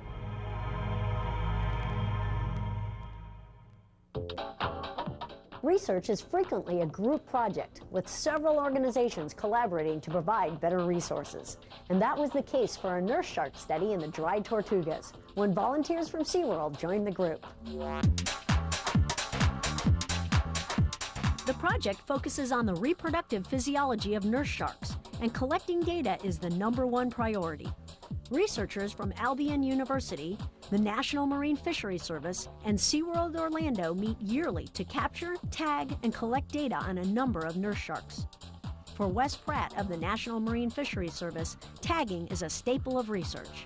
We've been studying sharks at National Marine Fisheries Service for 35 years with a tagging program. That's a natural extension of this is to study the nurse sharks now. We'll be putting a little hole in the shark's first dorsal fin and applying these blue tags with this little pair of pliers here. It's kind of like getting your ear pierced, and it provides a mark that lasts for as long as 27 years. We've had this particular tag last on a shark. Researchers collect the same information year after year as the sharks mature and add it to a growing database. With this collective data, the researchers are learning more about growth rates, reproductive physiology, and population stability in this particular group of nurse sharks. As head researcher Dr. Jeff Carrier of Albion University knows, it's important information to have. Aside from the pure and applied science of the study, one of the things that's important is that sharks are commercially valuable. And if we're going to understand them and understand how many we can take in a commercial fishery, we need to know something about the rate at which they replace themselves. Part of the study depends on us being able to know who the animals are in the area, and for that we do a tagging program. Nice job. Going right back to where we caught her. Well, we've looked at research at zoological parks and aquariums, and we've looked at research in the wild. But there's one facility that's trying a combination of both in order to learn more about one of the most notorious sharks alive today. In an effort to dispel the worst reputation in the shark world, the Monterey Bay Aquarium has dedicated a special research program to the great white shark. The project began with capturing, tagging, and releasing young white sharks to learn more about this threatened species in the wild. The tracking data provided good information and a beginning look into the white shark's behavior, habitat, and migration patterns. The next step in the program was to bring a white shark to the aquarium for exhibit and further behavioral study. And in order to succeed where others have failed, the aquarium first brought a young white shark to a 5 million gallon ocean pen to see how the shark would react. After a period of constant observation of the shark's behavior in the pen, the young white shark was fitted with an electronic tag and released. Then, in the fall of 2004, a young female great white shark was brought to the aquarium after being accidentally caught in a commercial fishing net. After an acclimation period in the ocean pen, she was moved to the aquarium's Outer Bay exhibit, a 1 million gallon marine display. This is the first time a great white has ever been held for any length of time in a controlled habitat. But the young shark is doing really well. She is swimming strongly and her appetite is good. And as long as she does well, she'll stay. If she shows any signs of distress or failing health, she'll be tagged and released. So far, this ambitious research program has been very successful. Like most zoological parks and aquariums, Monterey Bay's mission is to inspire conservation by bringing guests face to face with living animals. They hope to raise awareness of the plight of the great white and all sharks by providing guests the opportunity to see a great white shark in a non-threatening environment, and by teaching them about the shark's important role in maintaining the balance of the ocean ecosystem. So far, this young ambassador for the great white shark species is doing a great job. But only time will tell if we human visitors will do our part to save her species. Through innovative research, we can expand our knowledge of the world around us and find new ways to preserve and protect species like sharks. But it takes more than knowledge to affect change. It takes everyone working together to do the right things to save our wildlife.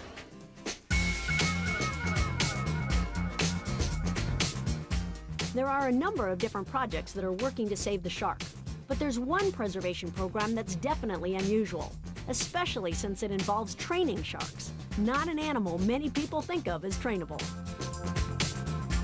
It's a successful model of behavioral training for shark husbandry being used at Discovery Cove in Florida, and aquarium supervisor Laura Simmons is excited about the possibilities. So Laura, with my background as a trainer, I'm really interested to hear about your shark training program. Researchers have been trying to train sharks for over 30 years, but what we've done here at Discovery Cove is we've tried to utilize the training for husbandry techniques and also even for educational purposes. What types of behaviors have they been learning? It's not necessarily the behaviors that they learn, it's more that we condition them to feed at certain areas, condition them to come up to a particular spot where we need for them to be, so that we can see them up close, so that we can make sure that each animal is feeding appropriately. So you guys get a chance to get up close. Do the guests have that opportunity as well? We have a program called Trainer for a Day, and our guests actually get to feed the sharks when they come to visit us here. So is that a scary experience or a positive experience? It's very positive because not only is it educational, but it's a way for them to get up close and see that they're not scary, vicious animals, that they're actually very beautiful. When they have a chance to hand feed a nurse shark or actually tongue feed, they're seeing that these animals are very powerful and mysterious, but at the same time they're not scary anymore. So a guest that may come in thinking, oh, I'm really afraid of sharks, I don't think I want to see one, once they go up close to them, they all of a sudden take more interest in them and the way they might behave in the wild. Each year, humans cause the death of as many as 100 million sharks. It's the result of a combination of factors: competition for the same resources, overfishing, accidental deaths as bycatch in commercial fishing nets, and unnecessary killings due to superstition or lack of education. But whatever the case, we're killing sharks faster than they can reproduce. Sharks are very valuable to commercial fishermen because of an increased demand for shark products. One particularly wasteful type of shark fishing is called finning, where only the fins of the shark are cut off, and the rest is simply tossed back into the ocean to die, all just to make fin soup, which some cultures view as a delicacy. The killing of sharks to sell their parts for a high price is actually a hauntingly similar scenario to the California sea otter, an animal hunted almost to extinction for its fur. So to keep this from happening to sharks, we need to work now to protect them. What can you do to help? Well, conservation begins with learning. So learning about sharks and why they are an important species to save is a good first step. You can also support legislation to protect sharks and their habitats, as well as legislation to make commercial fishing safer for all the bycatch species: sharks, dolphins, turtles, and others. You can do your part to keep the oceans and waterways clean for sharks and all other marine species, because habitat pollution is a major factor in wildlife survival. You can always support one of the many conservation organizations that are working to help the sharks too. Organizations such as the Nature Conservancy and Wild Aid, which do research in several locations around the world to learn more about sharks. Another is the SeaWorld and Busch Gardens Conservation Fund, which supports shark conservation programs to reduce overfishing and overconsumption of sharks and shark products, as well as many other species and habitat programs.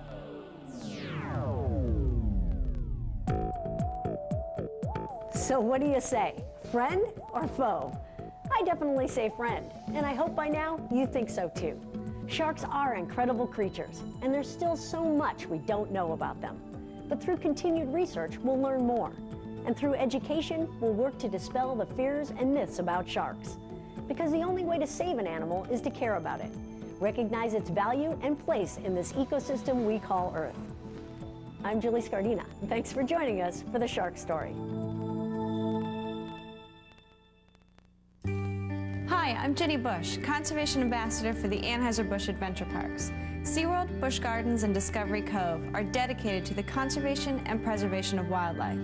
And we believe the stories like the one you just experienced need to be told. The sharks featured in this program are just a few of the many species that benefit from the SeaWorld and Busch Gardens Conservation Fund, a nonprofit charitable organization dedicated to animal rescue, wildlife research, habitat protection, and conservation education. Your support for the continued viewing of programs like this is appreciated. I encourage you to learn all you can about animals and their environment. Remember, we're all interconnected. What happens to them eventually happens to us. So we need to protect them and their habitats. Together, we can make a difference.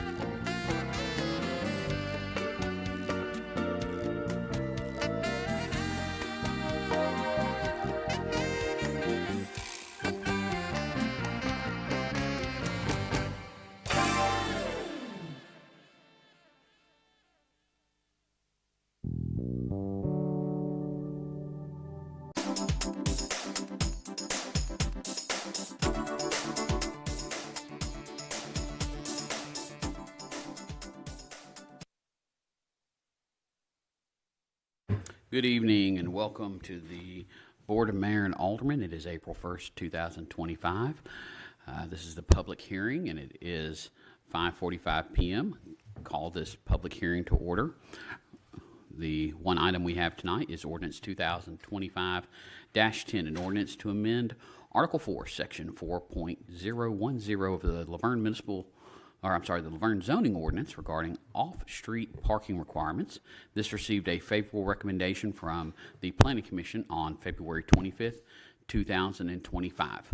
At this point, the podium is open. If anyone would like to come and speak on this, now would be the time.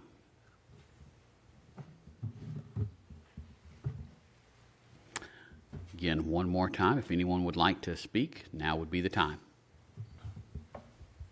Seeing no one, I'm going to adjourn the public hearing, and we will then start the Board of Mayor and Aldermen at 6 p.m.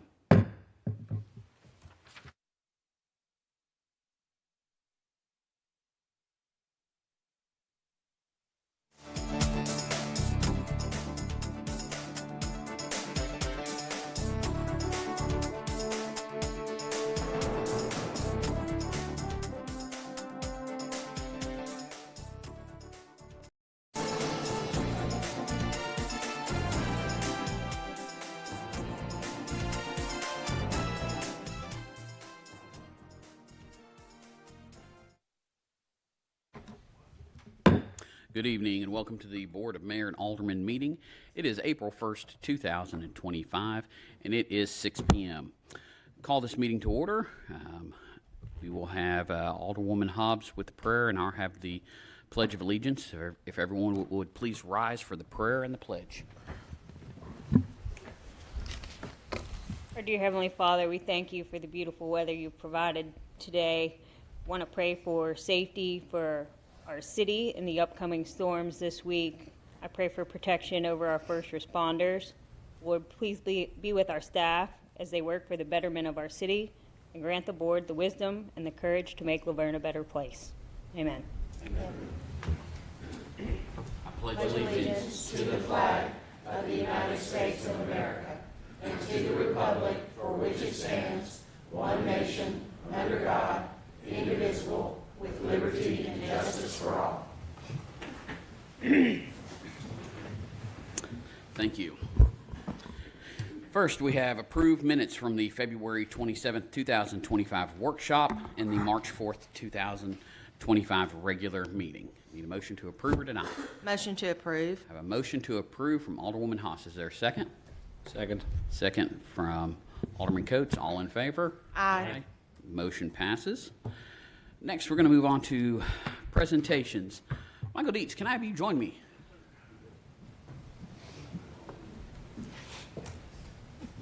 And if you could get your team to get his hat off. Right, guys, come on up.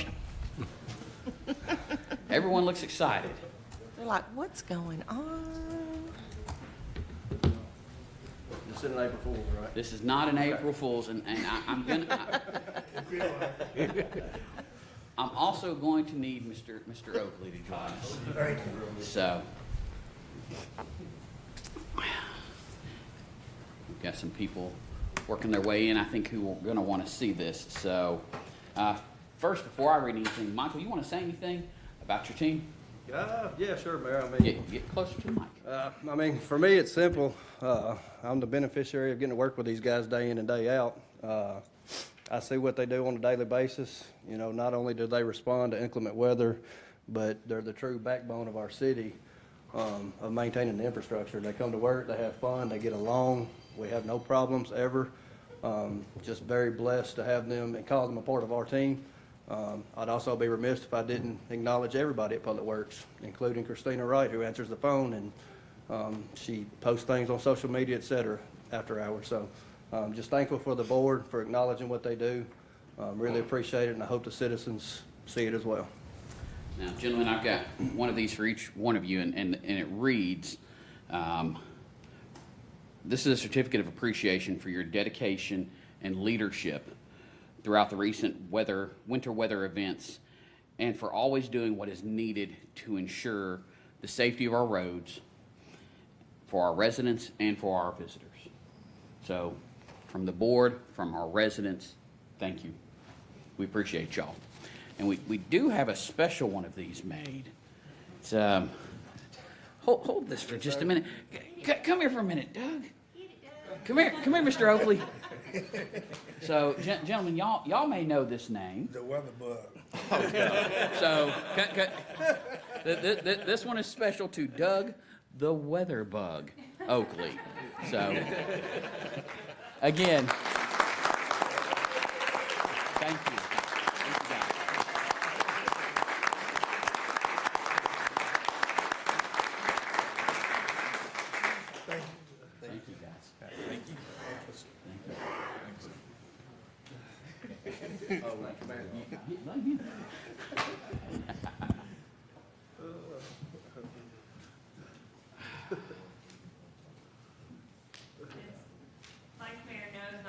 I'd like to just second everything that the mayor said. Thank you guys so much for everything you do. We really do appreciate it, especially it was so cold and miserable and the pipes were bursting and y'all were out there all hours of the night. We really do thank you for the time you take away from your families to help provide to make the city a better place.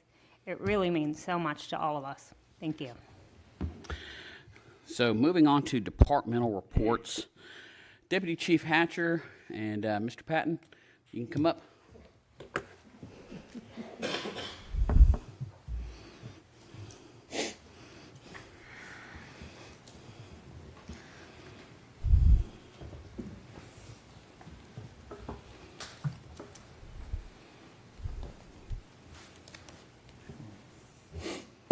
Oh, we have HR with For all your hard work and dedication to the citizens and the employees of the city of LaVergne, you are now here deputized. A LaVergne police officer, take care of the report.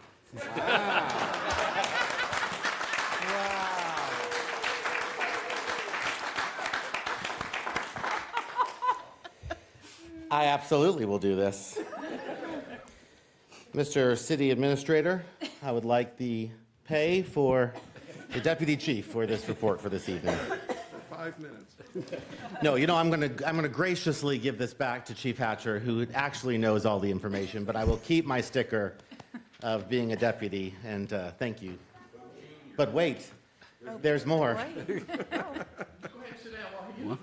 Okay. Mayor, Alderman, good evening. You have the report in front of you, both for the comparisons between the month of February and March, but also year to date, and also comparisons of 24 and 25. Some of the numbers are looking good. Some of them are still a little higher than I want. But each and every month it's going to be a roller coaster ride, and there's not much, that we can do to prevent the crime. We're doing the best we can, but crime is going to exist no matter what. We do the best we can to thwart it and be there when we can. Deputy Chief Hatcher, we've had several residents over the last month or so reach out publicly about some of the street racing that's going on, and it's regardless of the side of town.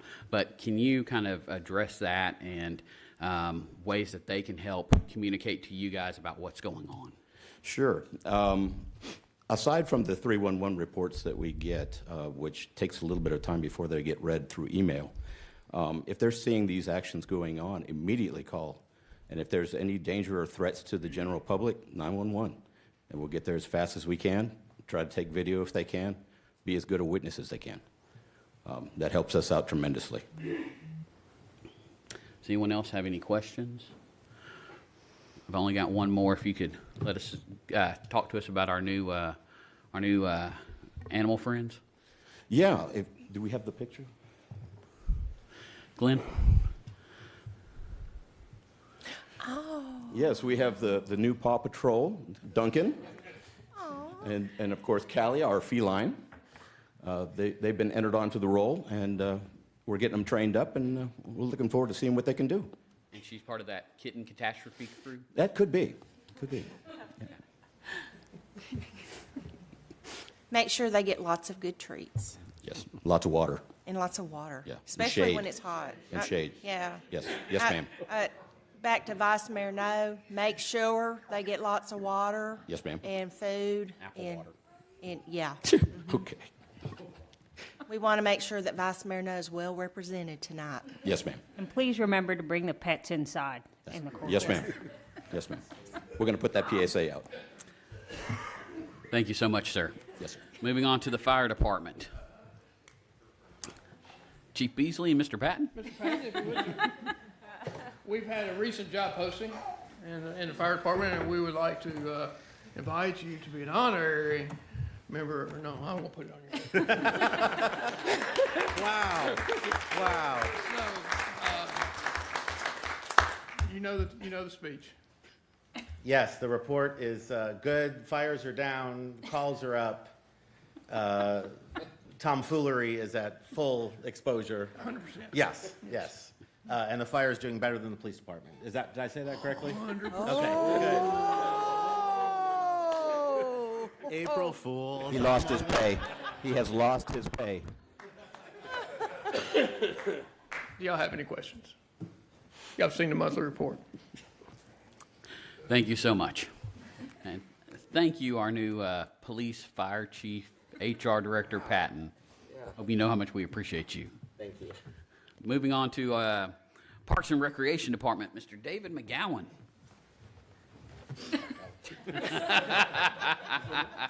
Mayor, Vice Mayor, Board, you guys have the numbers for the parks.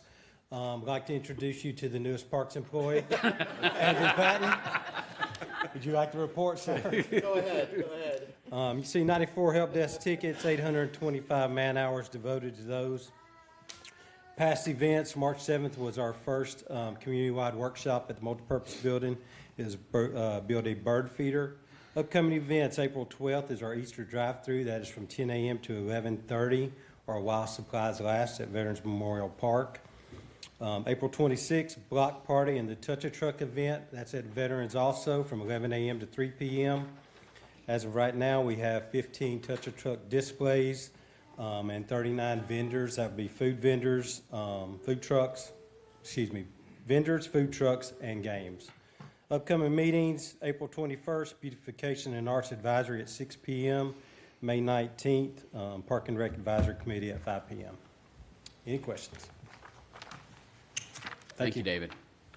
Moving on to the library, Ms. Donna Bebout.